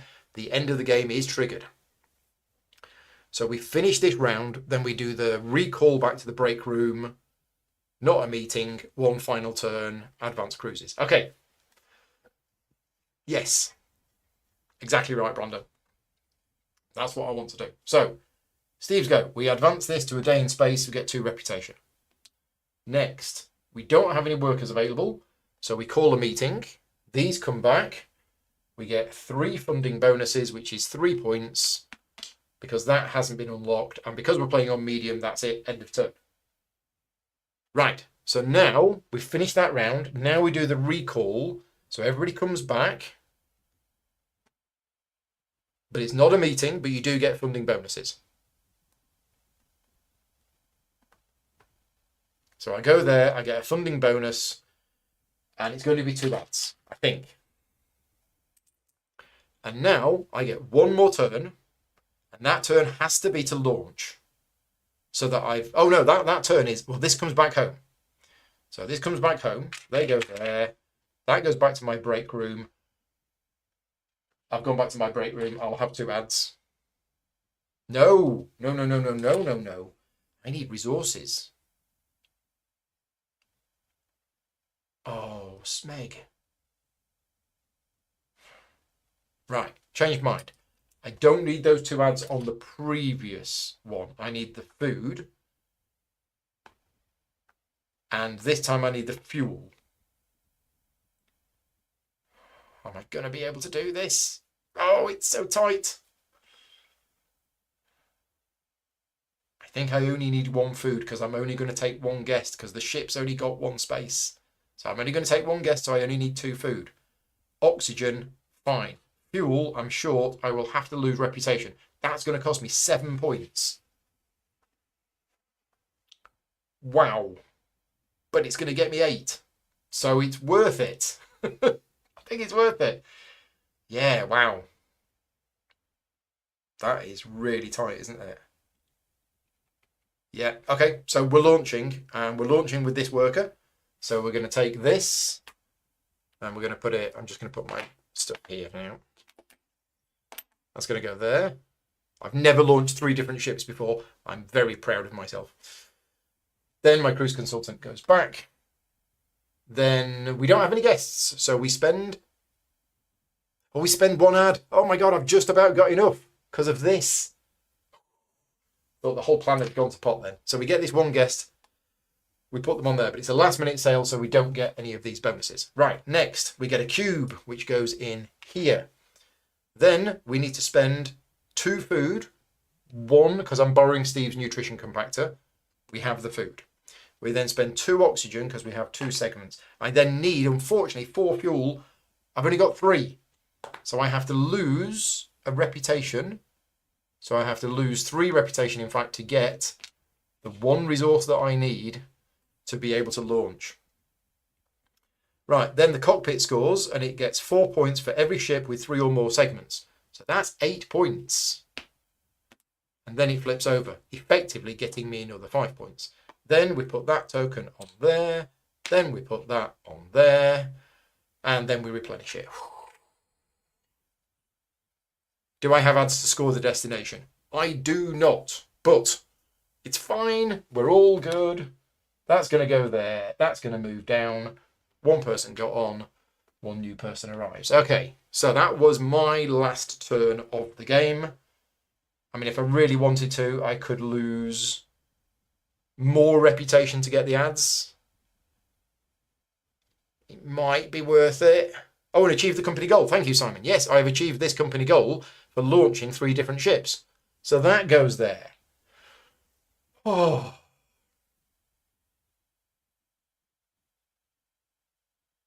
Right. Okay, right. Steve's last turn. We move to this destination.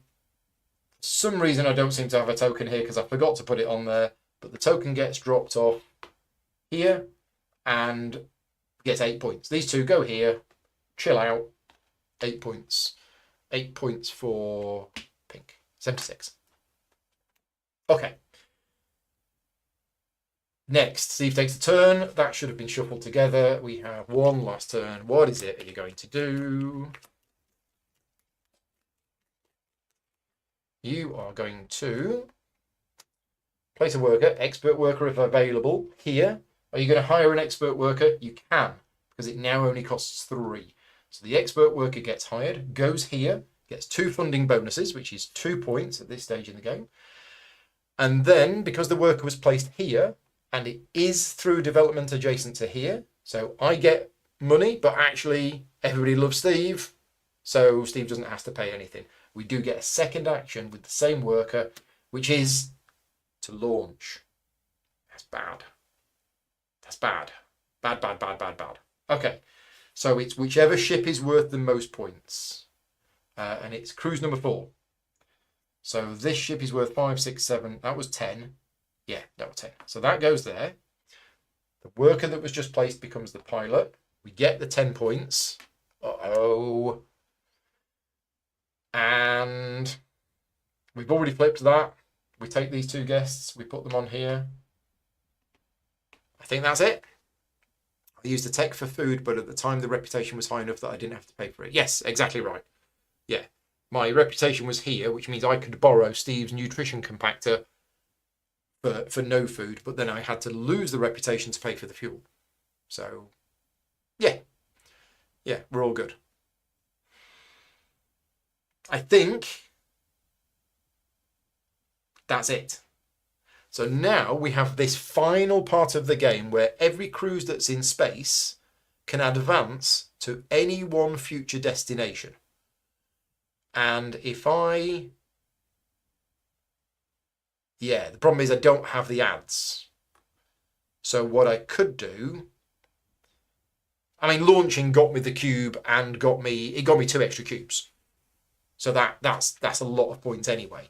But if I go to here, I get a resource. If I go to here, I can't spend the ads. If I go to here, can I spend the ads? Yeah, but I'll lose 5 points. I'll get an ad if I move back to here, and then I can spend that ad to get 5 points. I mean, sure. Why not? Should be 10 VP. Did I not give 10? I thought I gave 10. Did I give 8?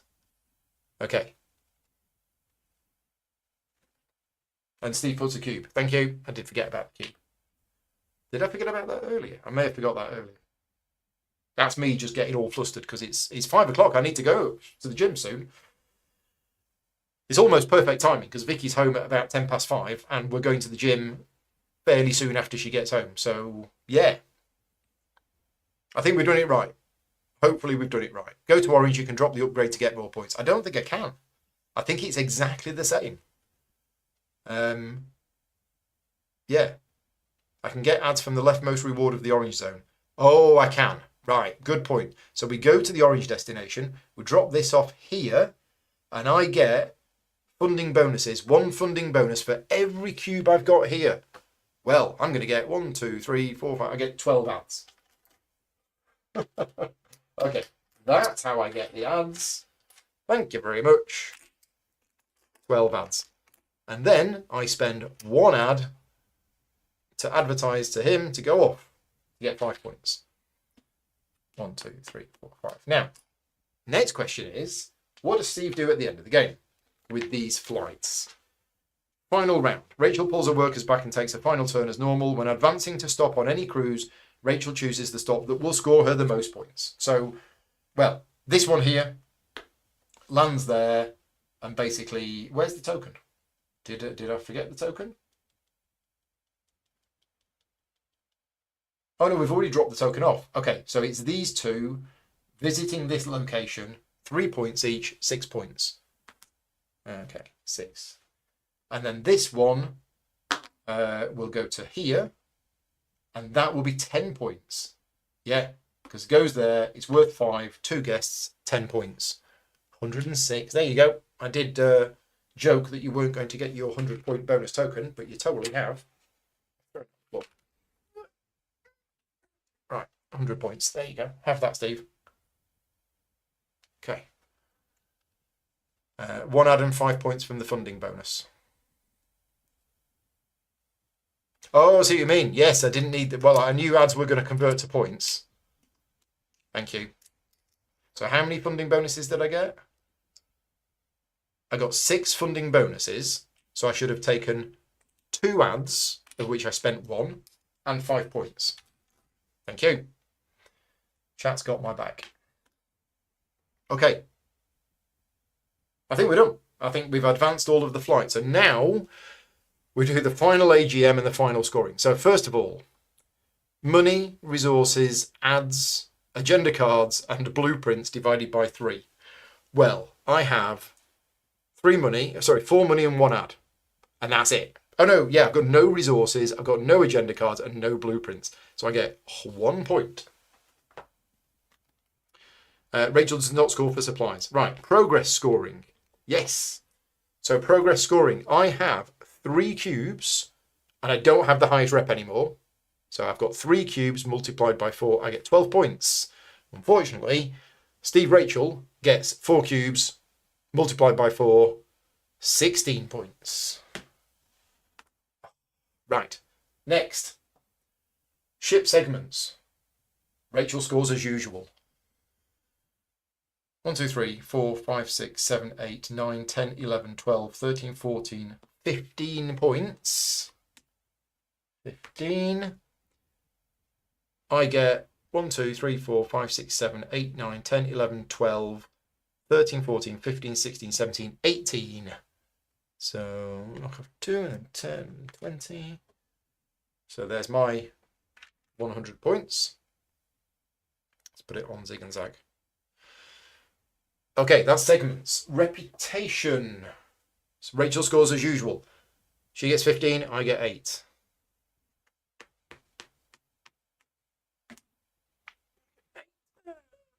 Okay. Developments. Rachel scores as usual. It's 15. I also get 15. Right, and then cockpits. Rachel scores the VP printed on each cockpit plus the VP on each segment. Okay, so as if the ship launched again. So it's 3, 6, 7, 8, 9 plus 10, so that's 19, 20, 21, 22, 23, 24. Yeah, I've not got this, have I? So this cockpit, 4 points for every ship that launched. 12 points. I tell you what, I don't care whether I've won or not. I've launched 3 different ships, never done it before. 4 points for every ship that's size 3 or more. I get 8 points. And 1 point for each segment. I've got 1, 2, 3, 4, 5, 6, 7, 8. Right. That's it. That is the end of the game. Wow. Minus 5 points for each cockpit on an unlaunched ship. I'm exhausted. Is there a 200-point marker? There is. You flip that over. Okay, well, I need to wrap things up because Vicky's going to be home literally in the next 3 minutes and then we've got to be heading out soon. So before you disappear, I just want to say a few things. First of all, thank you very much to everybody who's been watching today. Thank you very much to everybody who has picked up on some of the mistakes that I've made. And if you're thinking, what an amateur attempt that was, remember, I didn't know the solo mode at all. I have literally learned how to play the solo mode from the rulebook, and whilst I'm very comfortable with the game, I've never played it solo. So that took me a little bit of learning to get used to how the solo mode works, and it was very rough at the start of the video. Some of you were here at the start. It got better as we played on, and I did make a number of mistakes at the start. The solo mode for me is at the upper level of my comfort zone. Once you get the hang of it, it is relatively simple. So I think for most people, this solo mode is what they would be able to handle. For me, I can just about handle it, but doing a playthrough while live streaming it, while having a headache, means that I am going to be a little bit flustered and I am going to miss a few things. If I played it again with the solo mode, which I would happily do, because I think the solo mode is a very well designed solo mode, then it would go a lot smoother the next time you play. Also, we were 3 hours today, and it's not going to be 3 hours if you play this. It's probably going to be closer to 90 minutes to 2 hours. But that's because you're not going to be learning the game as you go. You're going to be used to it. So yeah, I like the way the solo mode. I think it is clever. I think it does provide a challenge. I mean, I was quite a way behind, despite having what I thought was an excellent start. But Steve just built ships really quickly, and every time he launched 5 ships or something like that during the game. Yeah, it did really well with the ships. The last thing to mention is 2 things. This was not a sponsored video today, so I've not been paid any money to create this video today. I've taken the afternoon off from my paid work to do this, and I'm only able to do that thanks to the support of my Patreon campaign. So if you like the content that I create and you want to support me directly and help me continue to do things like this, you can do so at patreon.com/gaming rules. And finally, the giveaway. Just as a reminder, we are doing a giveaway for a full all-in version of this game. I think it's everything for the game except maybe the playmat. And it's Steve Jones's copy that he backed. Unfortunately, Steve passed away in January. So I've been speaking to his wife, and the agreement is that we are doing a charity fundraiser to raise money for Cancer Research UK. The link, if you want to donate, is in the description of this video. And on March the 31st, 2025, anybody who donated £5 or more will get entered into a hat, and I will choose a winner out from there at random. Now, if you want to be entered into the giveaway, then when you are filling in the donation form, you need to make sure that you tick the box that says, share my information with the fundraiser, which is me, because otherwise I won't have any way to contact you. So that's it. We're all done. This was fantastic.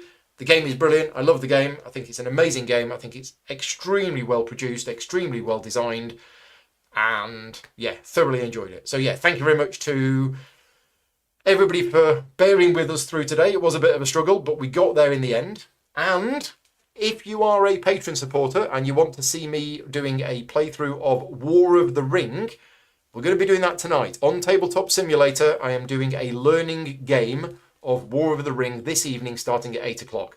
And that is because on the 15th of March, I am having a Lord of the Rings day here in the house, and I'm going to be doing a live stream of the War of the Ring board game with the physical game, but I want to get a practice game in beforehand to learn it. So yeah, if you're a Patreon supporter, I will be sending out a link to you so you can watch that tonight, or you can watch it whenever. Other than that, I'll be back later in the week with some more content. But good luck to everybody who enters the giveaway. Thank you very much for all of your donations. Thank you to everybody for being here in the chat today, and I'll see you all next time. Bye-byes.